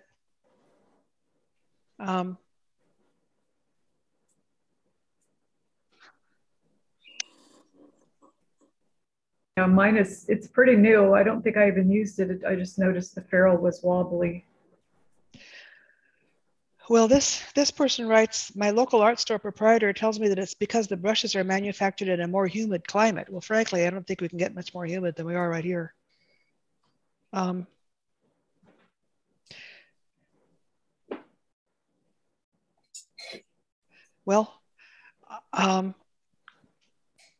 I think you can just go ahead and try it. The thing about wood glue is that it would stick fine. The wood glue is going to stick fine to the wood, but it's not going to stick to the metal. And so this other person's idea of using epoxy, or maybe you could use like Gorilla Glue, super glue, or something like that. Okay. Because I think that sticks to metal. Okay, thank you. Try that. And my opinion, if it's a good quality brush, that anything like that is happening, if the bristles are falling out or anything like that, I think you should write to the company and have them replace it. That shouldn't be happening. Thank you. So you're welcome. Just a thought that, and I've had to use this on one before, and my dad was a Mr. Fix-It, but he would just take pliers, a good set of pliers and re-crimp it. Okay.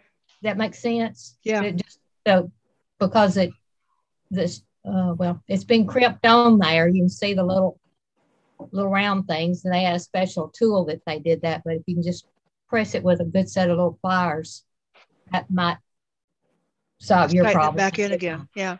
Yeah. Yeah. Yeah, I think the ferrule coming off the handle is less of a problem than the bristles coming out of the ferrule. If the bristles are coming out of the ferrule, you need to get rid of that brush. But ferrule coming off the handle, I think try crimping it, try super glue, whatever.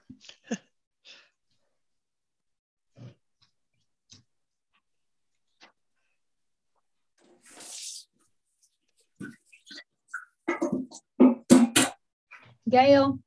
Yeah. Remember Plaza had your a set of brushes one time that had your name on them? Yeah. What was the brand of those? They're silver brushes. Okay, that's what I thought. I went through and separated mine this morning by brands. And I had decided that yours was the silver. Yeah.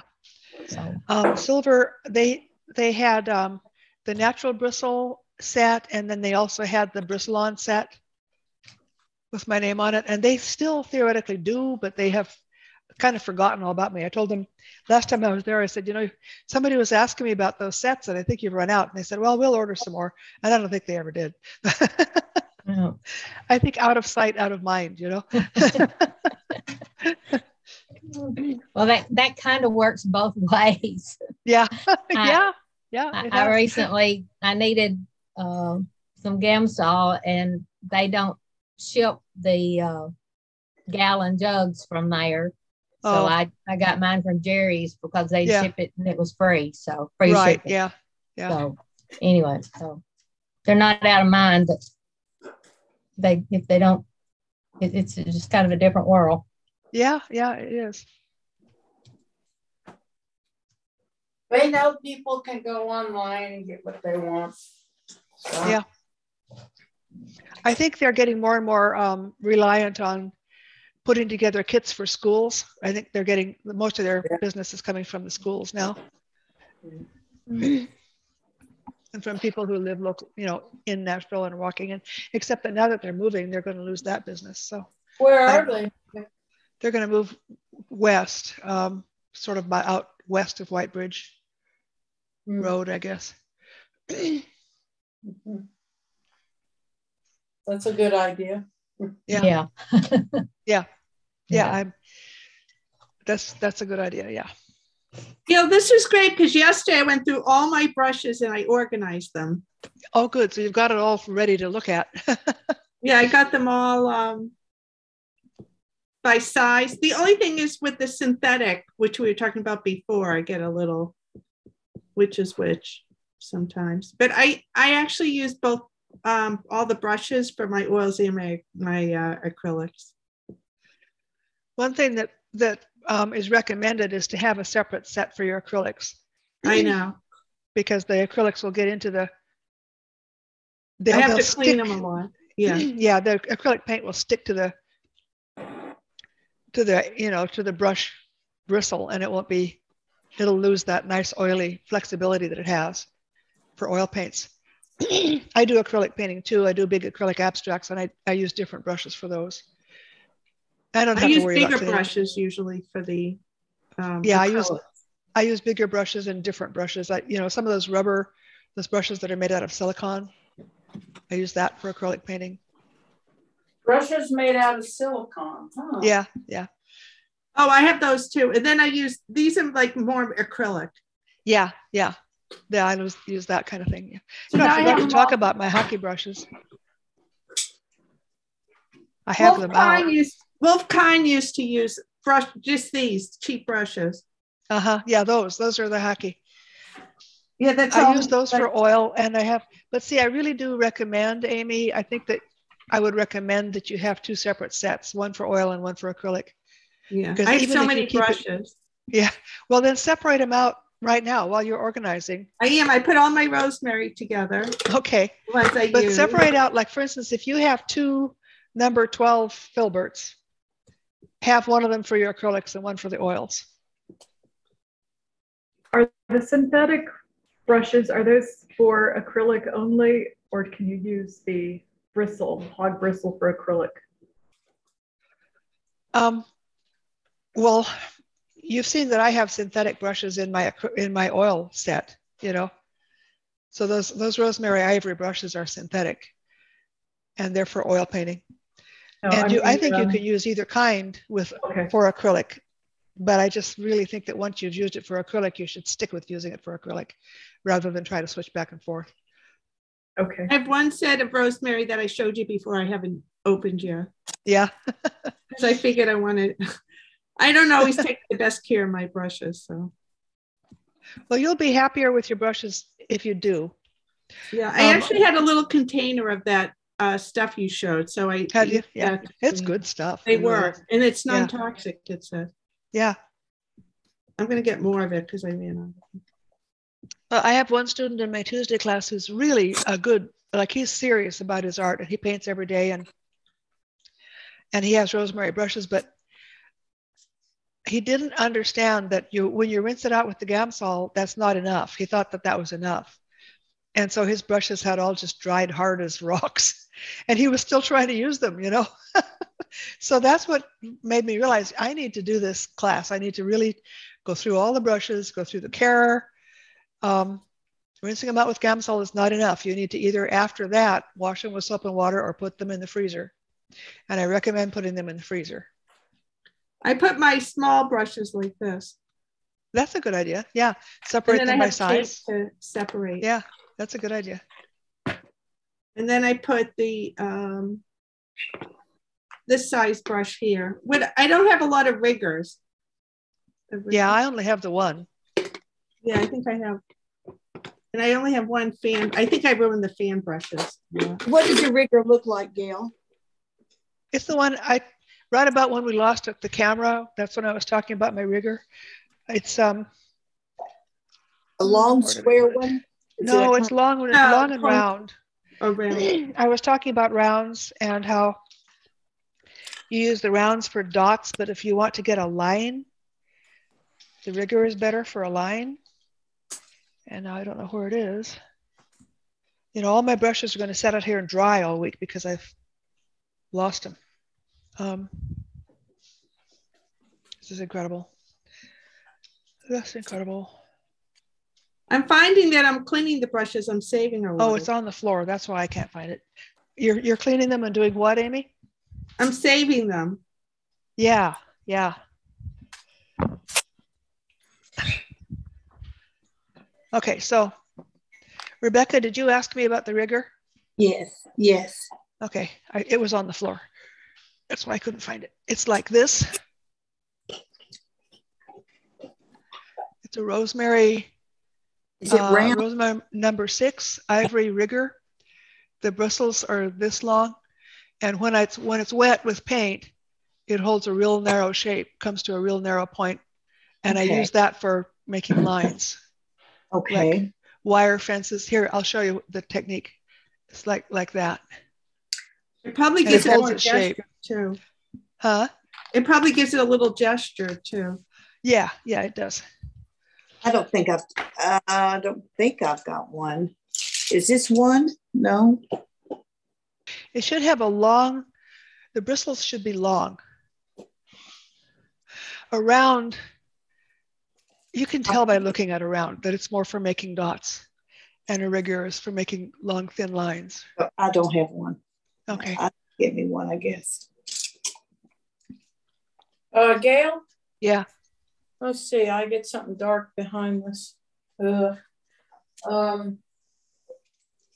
believe this is a rigger. I don't know if it's going to show on there. No, let's show it against my shirt. I don't think it's a rigger. I don't think it's long enough to be a rigger. Okay. I did have it one. It should have a round ferrule and very long bristles. So here's what I've got this. I have a signature that I like to use a rigger for. So this is a I see. That is a lot rigger. longer. Yeah, it's long. The bristles are long. Yeah. Is this it, Gail? Is this one? No, I think that's just a watercolor brush. Oh. I don't have a rigger. All right. This came in my oil paint set. I don't think it's a. What oil paint set did you buy? That's that one that my son brought me from France. This was one of the brushes that was in there. Okay. What does it say on the handle? Nothing really. Just it's got. Gosh, I can't see it. It's just a series. It doesn't say what name it is. Try that spring test. See if it springs. I think it's thinner. Your brush is thinner than this one. I think it's longer. Yeah. You are not holding a rigger. You're holding a round brush. Yeah. Would you try the spring test with it, and hold it up for me so I can see how springy it is. Round. It's good. It's good and springy, but it's a round. It's not a rigger. Okay. Well, I'm gonna have to get me one then. Yeah, I think this is a throwaway. I don't seem to be able to see that. Looks like a throwaway to me. Yep. That wouldn't even be any good for acrylic. Yeah. I have a question about that. Okay, so this is, I'm thinking this is like right on the edge. Okay, this is actually a flat. When you do this, it stays kind of splayed out. Yeah. So I don't know. I mean, if this was yours, is this worth saving? This sort of, to me. If I had other brushes, I would choose the other brushes rather than that one. Okay. What is the brand? Well, it's a rosemary ivory. That's why I don't really want to throw it away. Well, then don't. What? I think maybe what it needs is to be reshaped. Okay. Try reshaping it. Okay. All right.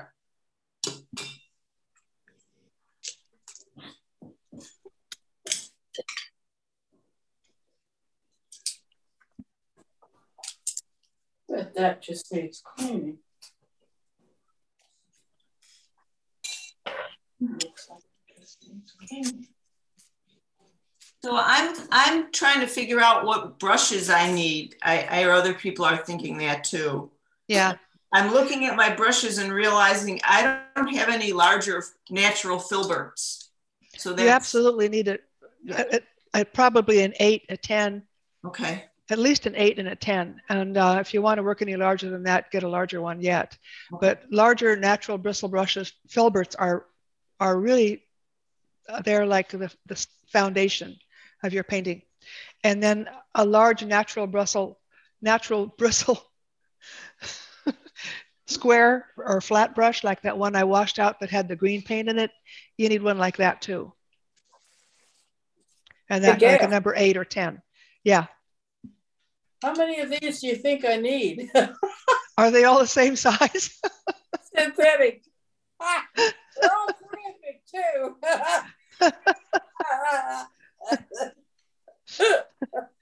Well, the more the merrier, right? I guess I need to decide which one of these to use. Or you could kind of do, like I have one set that I use for traveling and one set I use at home. And I have, sometimes I have 2 or 3 of the same size shape brush, one for green, one for white, one for yellow. I think that's why that happened. Yeah. Yeah. Oh my gosh.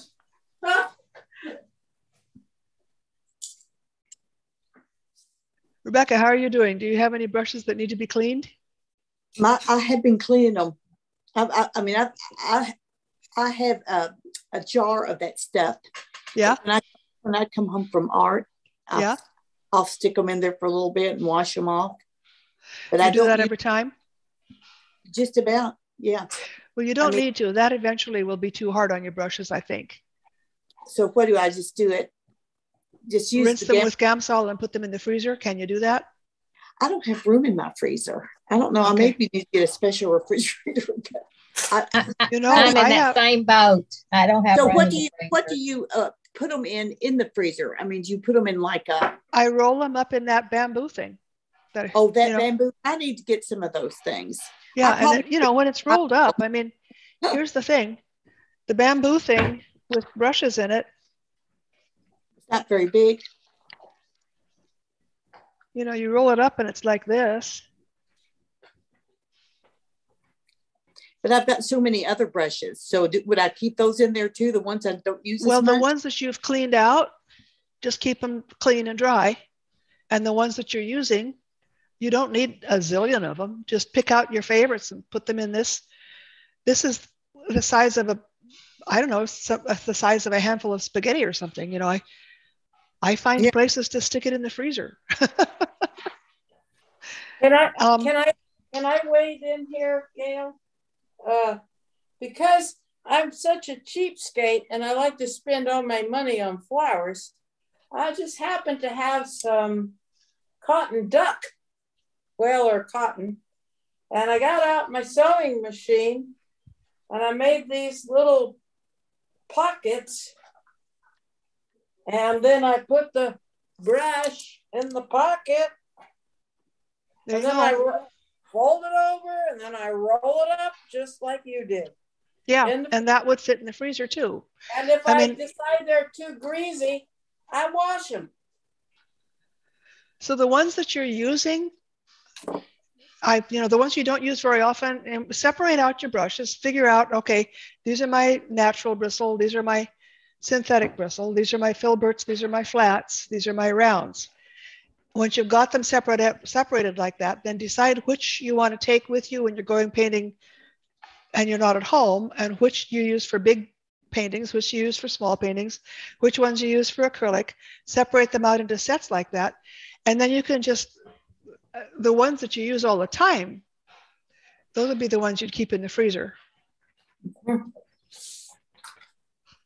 Because I don't think you want to use this brush cleaner and restorer every day. I don't. I only put it on the ones where like they've gotten really hard. The brushes have gotten really hard. That's what this is for. Yeah. I don't clean if they're not hard. I just kind of wipe them out with get some Gamsol on a rag and wipe them clean. Yeah. But then you still have to do something else, because it was Jimmy that's all he was doing, and his brushes got hard. All his brushes got hard. Mm. So once you've rinsed them and wiped them with the rag, unless you're painting every day, and I mean, if you're painting if you're using every single one of those brushes every day, that's enough. But if you're not, the brushes that you're not using every day need to either be washed with soap and water or put in the freezer. Mm-hmm. What is this? Is this a saber or a? It's an old filbert. It looks like. It looks like it's been worn to a particular shape based on the way you paint. Am I right or not? Yes. Oh, does it have that point to it? Is it like at an angle? Now it is. Because there are brushes they sell that have different shapes and angles and things to them. Those are kind of specialty brushes that I don't remember when I bought it. Okay. I've tried some of those specialty brushes, but they're not versatile enough for me. I can get that one shape mark and that's all. And if I don't happen to have anything that needs that shape mark, I don't wind up using it. But if you do, and you find yourself using those, this is where our individual style develops based on which brushes we use and how we wear them down. So I'm just showing you what I have. I think what I'm suggesting about brush care would be universal. You'd want to. I think I'll keep it because it's kind of interesting. If it's an interesting shape and that you use it for, if it's a mark that you use and has a nice spring to it, by all means, keep it and use it. Yeah, it still has the spring. It's just like the bristles are all different lengths. And that can be an interesting mark, right? Okay, so. I have a question. I'm curious about something you haven't talked about yet. Yeah. The difference between harder brushes and softer. Like these are both around number 6, a medium size. One is the silver hog bristle. And this is the Rosemary Eclipse. I think they're whatever the other natural brush is. Yeah. So this one, for my paintings, I would use this early on, and then I would use this later when I want paint to lay on top of something. Yeah, the softer, the really soft brushes, the best use of them is for glazing. Okay. You saw how I did the clouds on that painting of the church I showed you, and how I used that same big bristle brush for the scumbling on the clouds. Mm-hmm. But I used a very soft brush for putting the gold leaf on the cross. Okay. And that's a glazing, you have to glaze something over it to hold it down.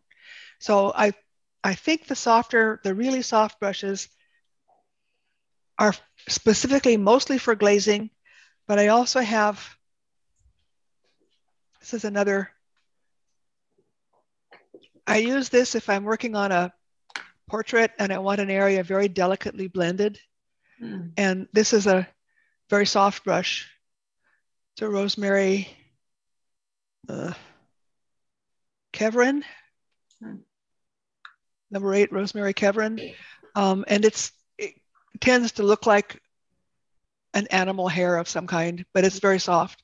Yeah. But that is specifically for very delicate passages, like if you're painting a portrait of a baby, you know. Oh. In the afternoon class, I'm painting a portrait of a young dog. And for around her soft little whiskers around her nose, not whiskers, but little soft hairs, I use this brush for that.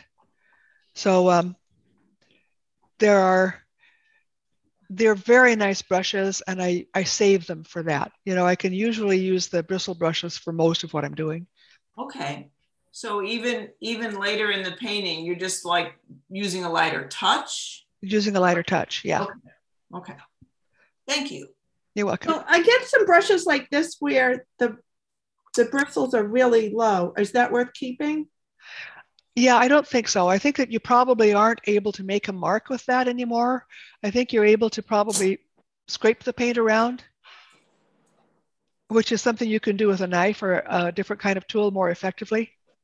Yeah, I see what you mean now that I'm putting it down on the, it just kind of spreads a little, but it doesn't do anything. Yeah, it's not really what a brush would do, you know? Okay, it goes in the ground.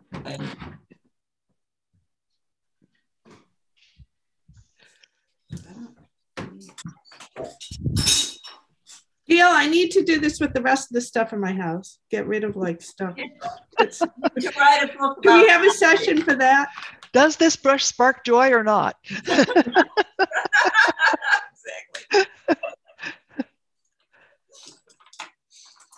So I have this one too. It's a little bit hard. So I don't think that's worth keeping. See, that's what acrylic will do to your brushes, and that's why I think you should keep them separate. Okay.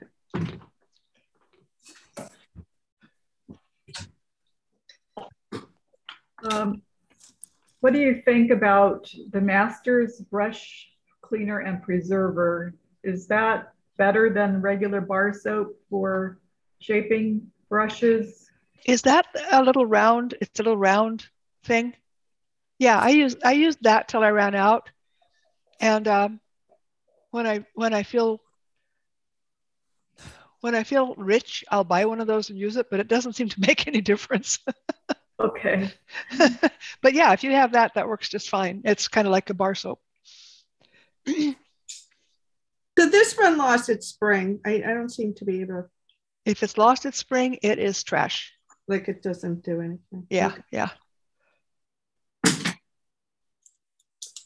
I'm going through my bad brushes now that I soak.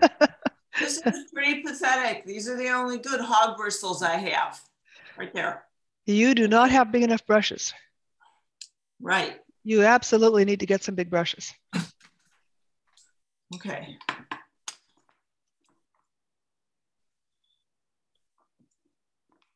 And as far as the cost of them, my good quality bristle brushes are 20 years old. Mm. Oh. So taking care of them the way I've talked about today, they'll last. I expect these will outlive me, you know? Okay.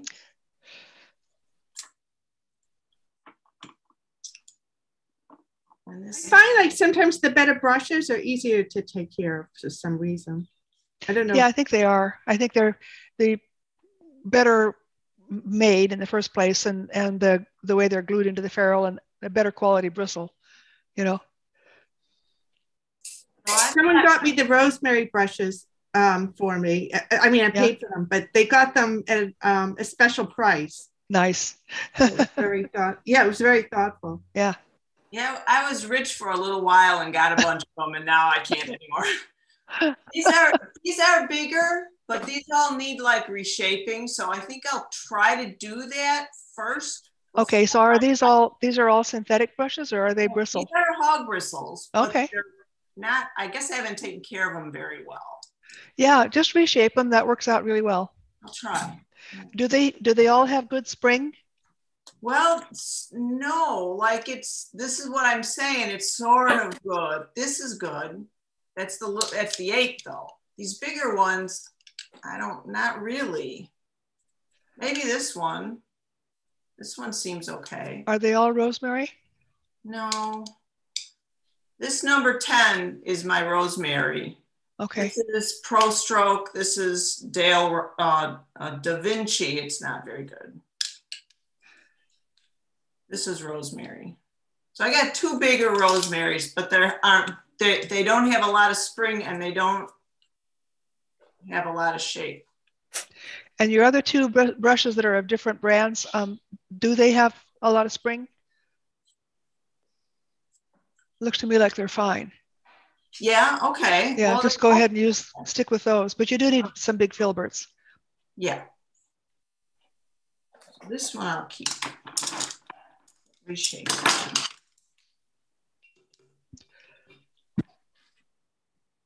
Is there any reason to have a really big bright?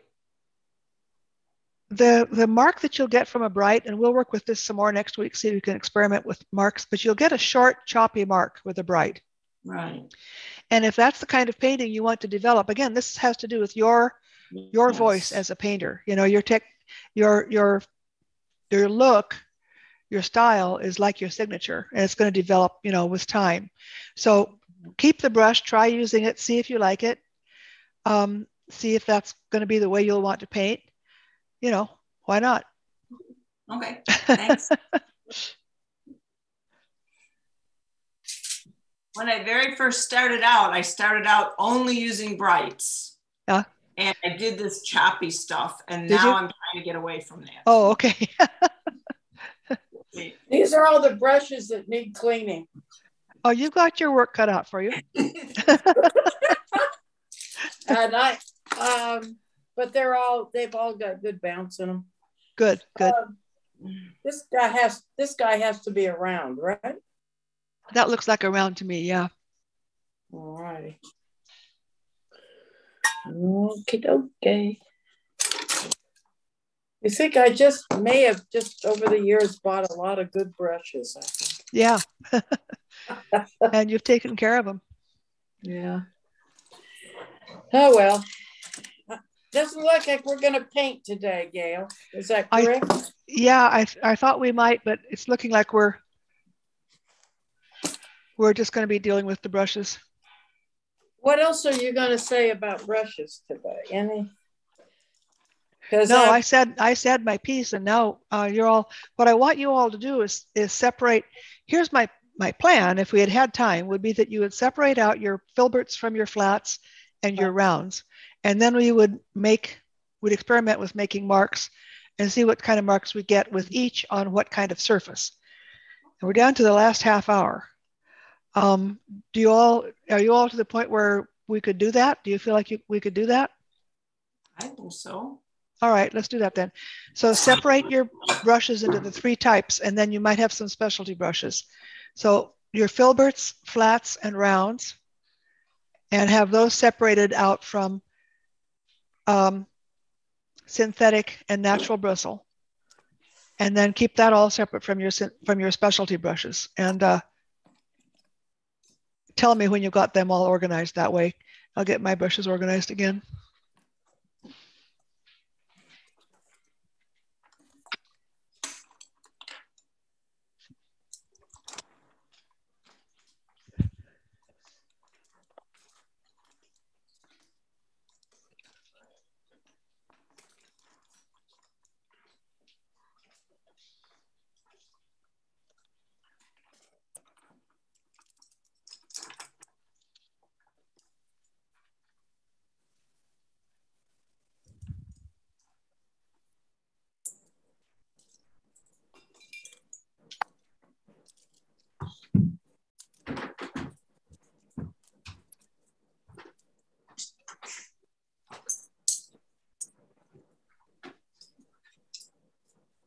Okay.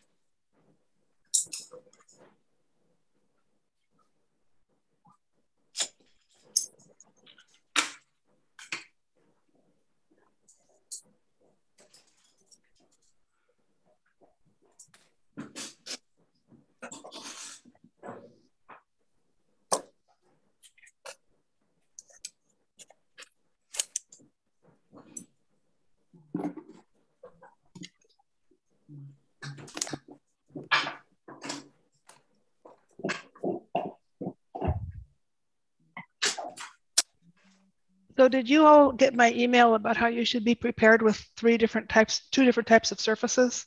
Yes. Yeah. Okay. Yes. All righty. I'll switch to my other camera and show you what kind of marks I can get with my brushes. And if you want different marks for your own look, that's why you'd want different brushes. Rather than try to rely on your hand to be able to do everything. The tool can do the work.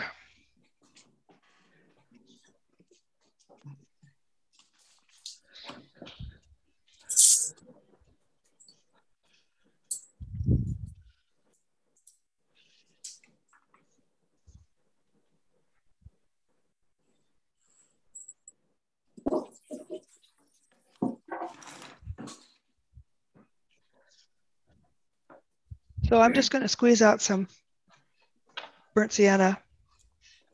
It's over on my palette. And actually, I probably should talk about loading the brush. So here's the palette.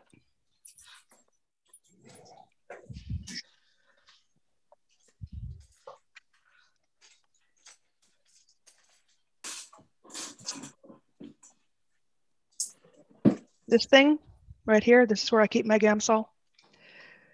It has a little basket. And when you rinse your brush out, the dirty gunk winds up under the basket.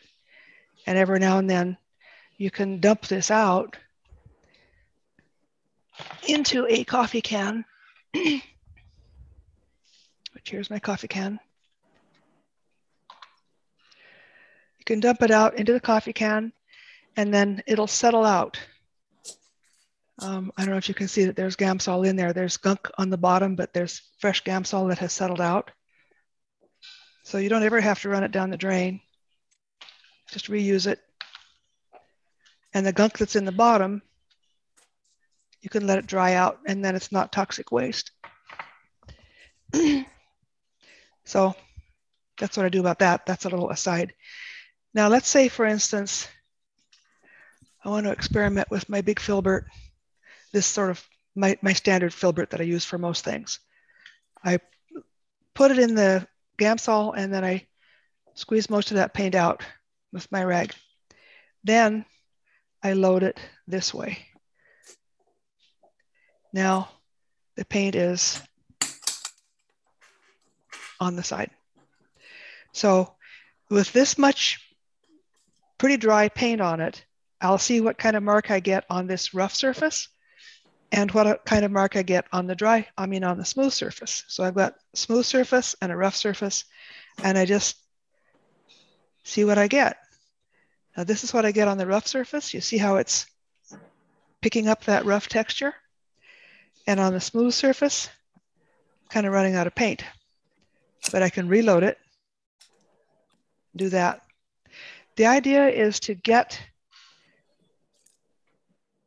figure out what shape, stroke you want, and pick the brush that will give you that shape. And this is why I really want I want us to have enough time to experiment with your brushes. And then the assignment, which we didn't get to yet, and I guess we'll do it next week. The assignment is to pick 3 brushes and do the painting with those 3 brushes using the correct mark that you want for your plan of your painting based on which brush you're using. So I'm rinsing the Gamsol and pinching the Gamsol out, not pulling at the brushes, just pinching it out. And then I'll put it back in my thing that I put in the freezer. So that's the kind of mark I get with that brush. And with this brush, I'll get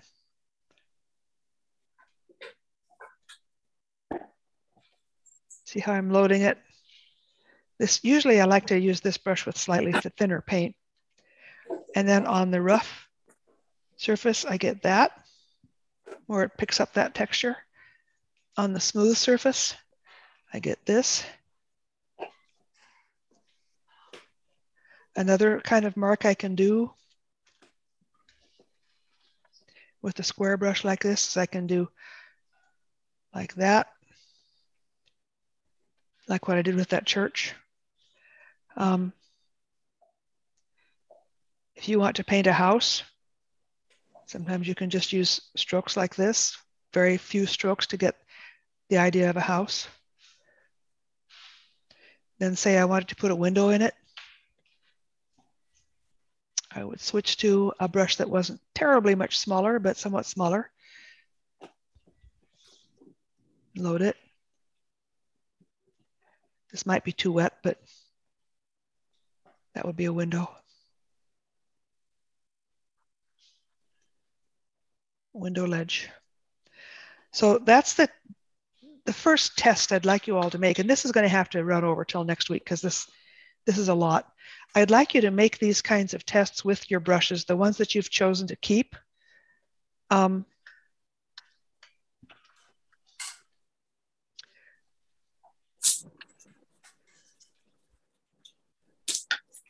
See what kind of mark the brush is designed for. I'll go with my round here. This is that large round that makes good dots. And I load it. I load it with a sort of a swirly shape so that the end of it will get paint all over it.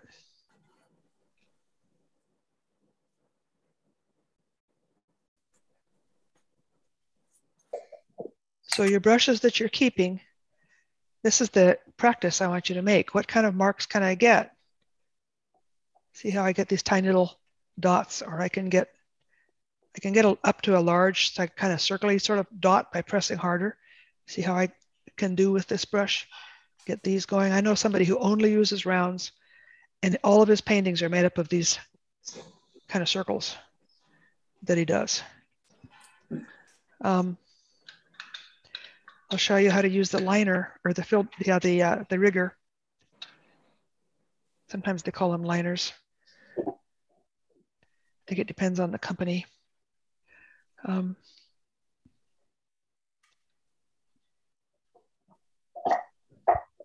You load the rigger from the side like this. Here's the rigger. You load it like this and roll it into the paint like that. And then it gives you lines. And depending on how you see how I'm holding this. I'm holding it in such a way that this part of my hand, where my little finger is, and my thumb. Mm-hmm. It's between my little finger and my thumb. And basically my little finger, my thumb is acting as a fulcrum and my little finger is keeping gravity from pulling that brush down. I am not pressing with the brush, I'm holding it up in order to control it and get that thin line. If I press with the brush, I get a thicker line. So holding the brush up will give you a thinner line when you're using a rigger.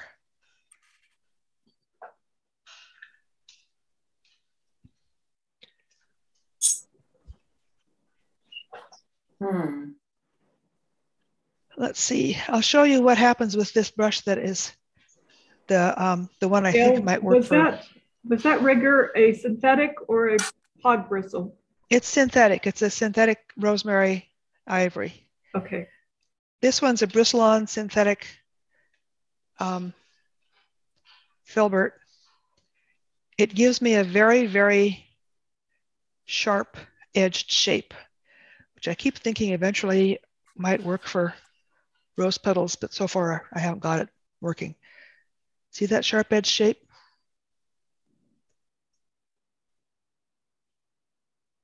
Maybe peony petals or something. I don't know. It seems to be only this one size shape. I mean, it's very specific. I can get narrow shapes like that, but it doesn't seem to spread out and give me any variation at all, which is why I haven't been able to use it. But it's a good brush. Regular, the hog's hair filberts, I can get variation in the shape. I can have, wipe this off.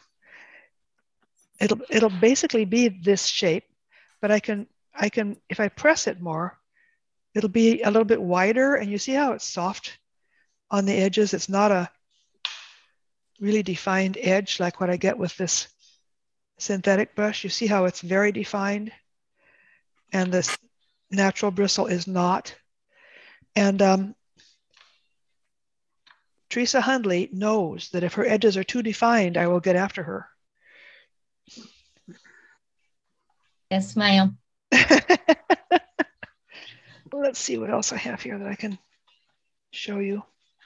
I just want you to do this same experiment using all the brushes that you've decided to keep. See which kind of mark you get with each brush.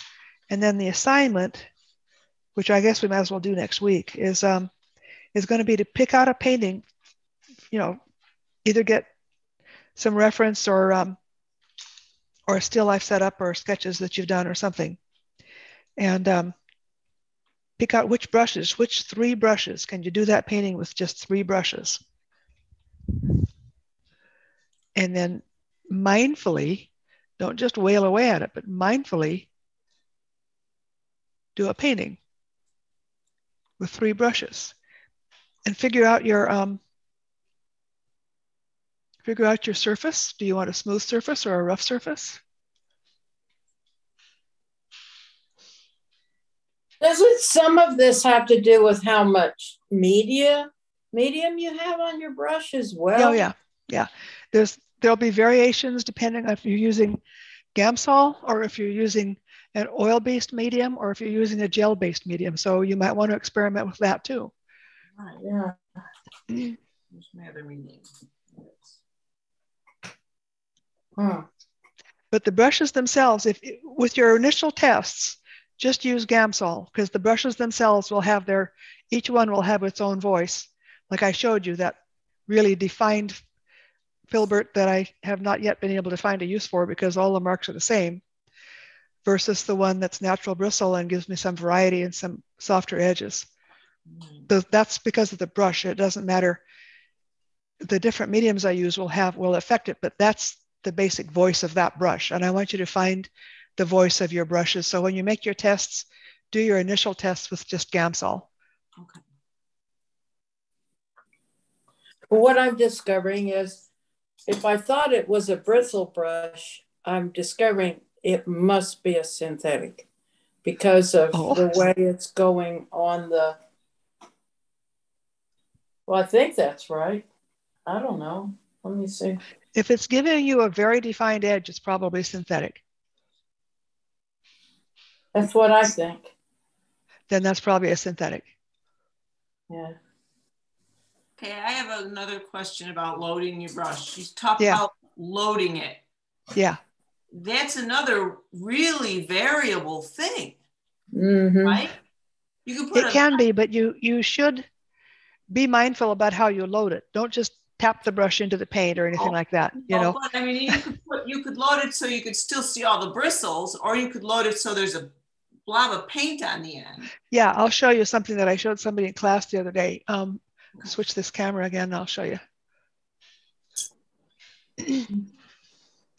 Let's see if I can remember which brush I was using. I was using their brush, but I think it was like this one.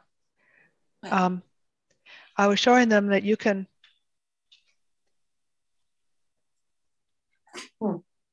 Zoom out a little bit here. Oops. Give me a second. Things changed. Okay. Now, so this is that mongoose hair or whatever. Very soft, nice brush. And if I load just the tip of it, and here I'm loading just the tip. Here's what I'm doing. I'm very carefully touching just the tip to it, to the paint. Then you can get these little bitty marks from the tip like that. If I load the side with paint that's a little thinner, then I'll get a regular square mark like you would expect to get from this kind of square kind of brush.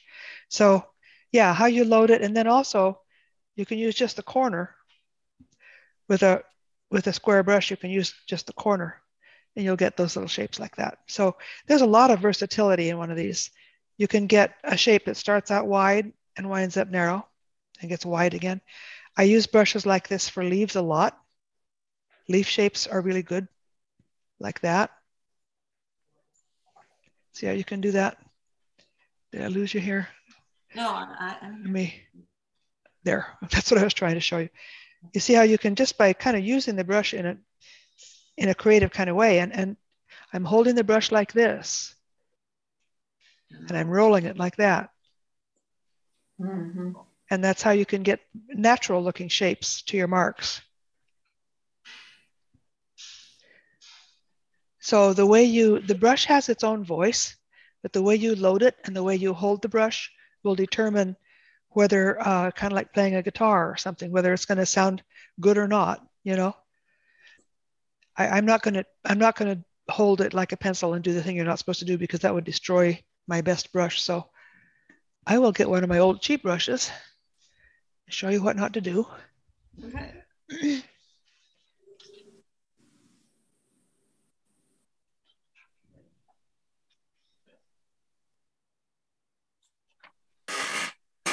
Poke it up and down like this. Oh, what's going to happen if I poke it up and down like that? And I've seen so many people doing that. No. Yeah, paint and stuff gets into the ferrule. And then to load it, a lot of times people, again, they'll poke it like that. Just poke it like that. And I don't know why they think that's a good thing to do, but they do. And now look where the paint already is. It's all pushed up into the ferrule of this poor brush. And then they hold the brush down here like a pencil. None of you have ever done this. Right. So talking about other people.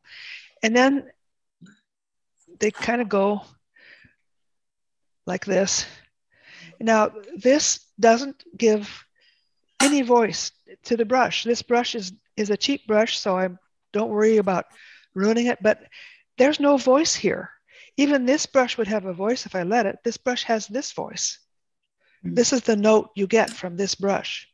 If you just fill in a shape, you're not letting the brush speak. Got it. And you're ruining the brush. Oh. Wow. So anyway, that's what I have to say about that. And that was a bit of a rant, but bear with me. Sometimes I can't stand it.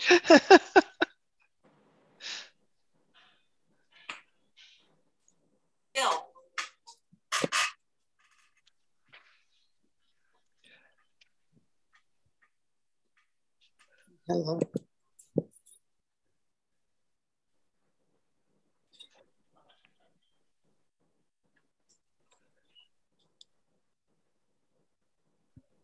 around. It's not a breaker.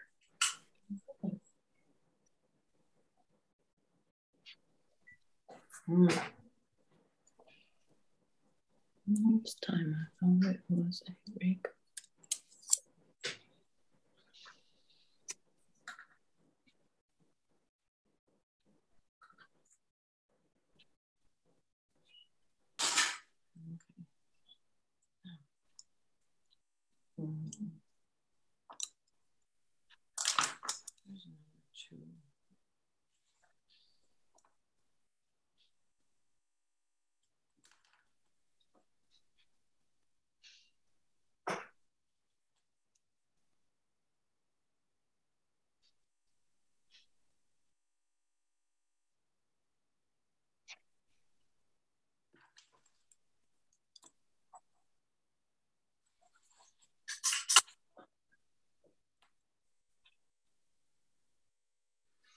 Bye-bye, Gail. Thanks a lot.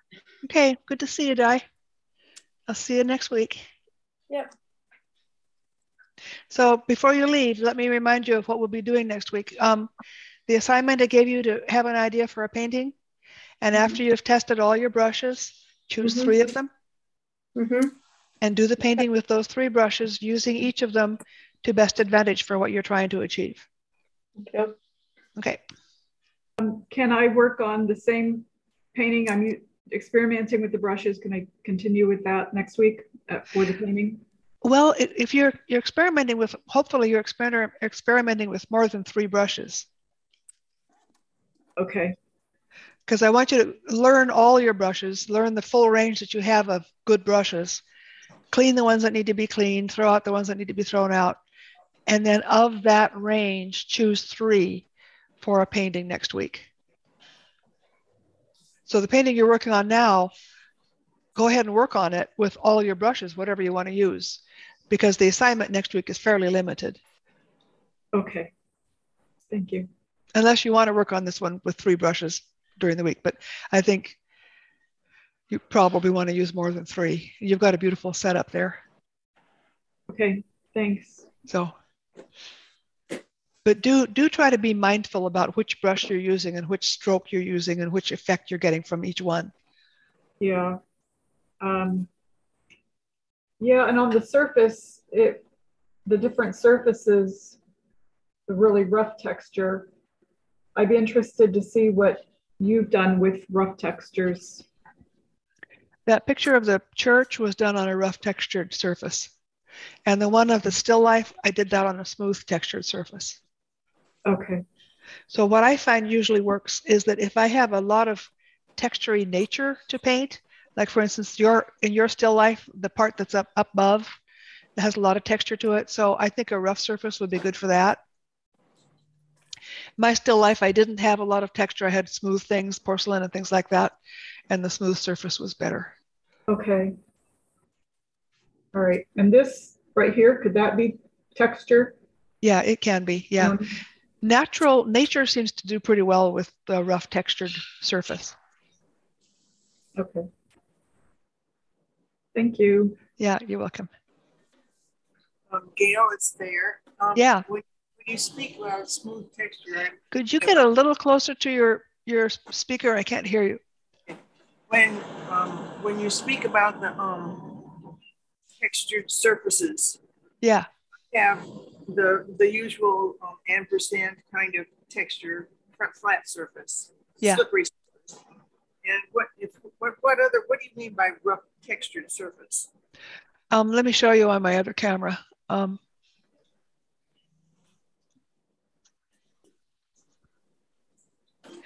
This surface right here, yeah, is a oops, I have to spotlight that.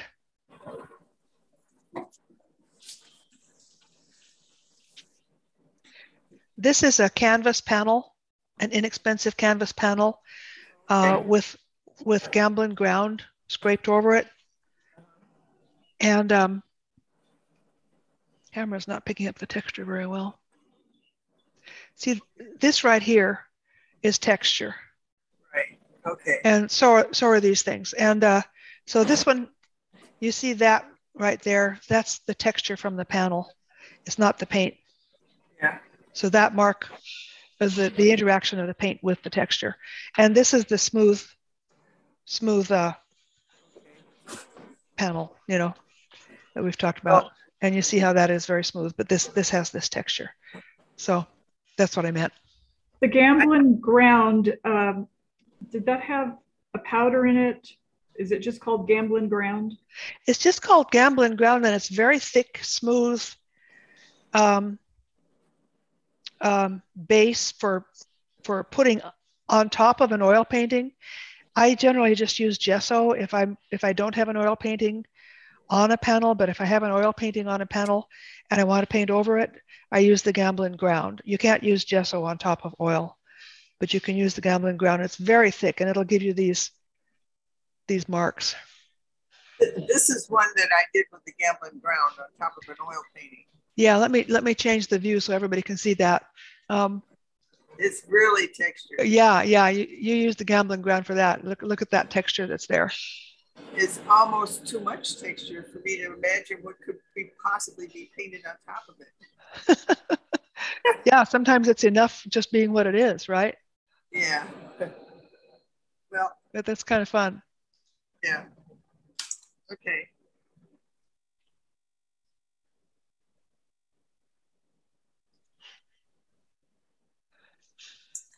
So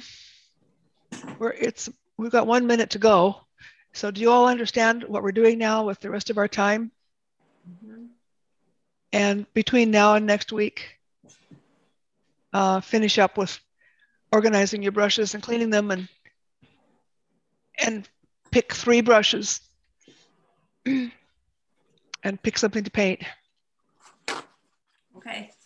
So let me ask, I am still here. You're supposed to be gone. I thought this was your ghost. Well, I am. I'm supposed to be in Nashville by 2 o'clock, but so are we gonna do the same painting on a rough and the same one on a smooth? Is that what's No, you're only just going to do one painting, but yeah, okay. Experiment with your different surfaces and decide what surface you want. Okay. And which brushes you want. Now this is going to be a nice painting, and I want you to spend the whole time next morning doing it. This is that'll be the last class. And I want you to do a really nice painting, but I want you to do it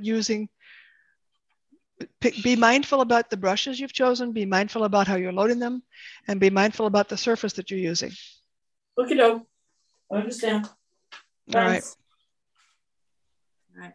Thank you. Yeah, you're welcome. And it's 12 o'clock, and I guess it's lunchtime. So thank you for putting up with you again. Our this tech was problems. Great. Good, and I'm hoping it'll really make a lot of difference in everybody's technique, just to be thinking about this rather than just whatever. You're giving us a good foundation. Okay, good. All right. Well, I'll see you all later. Bye.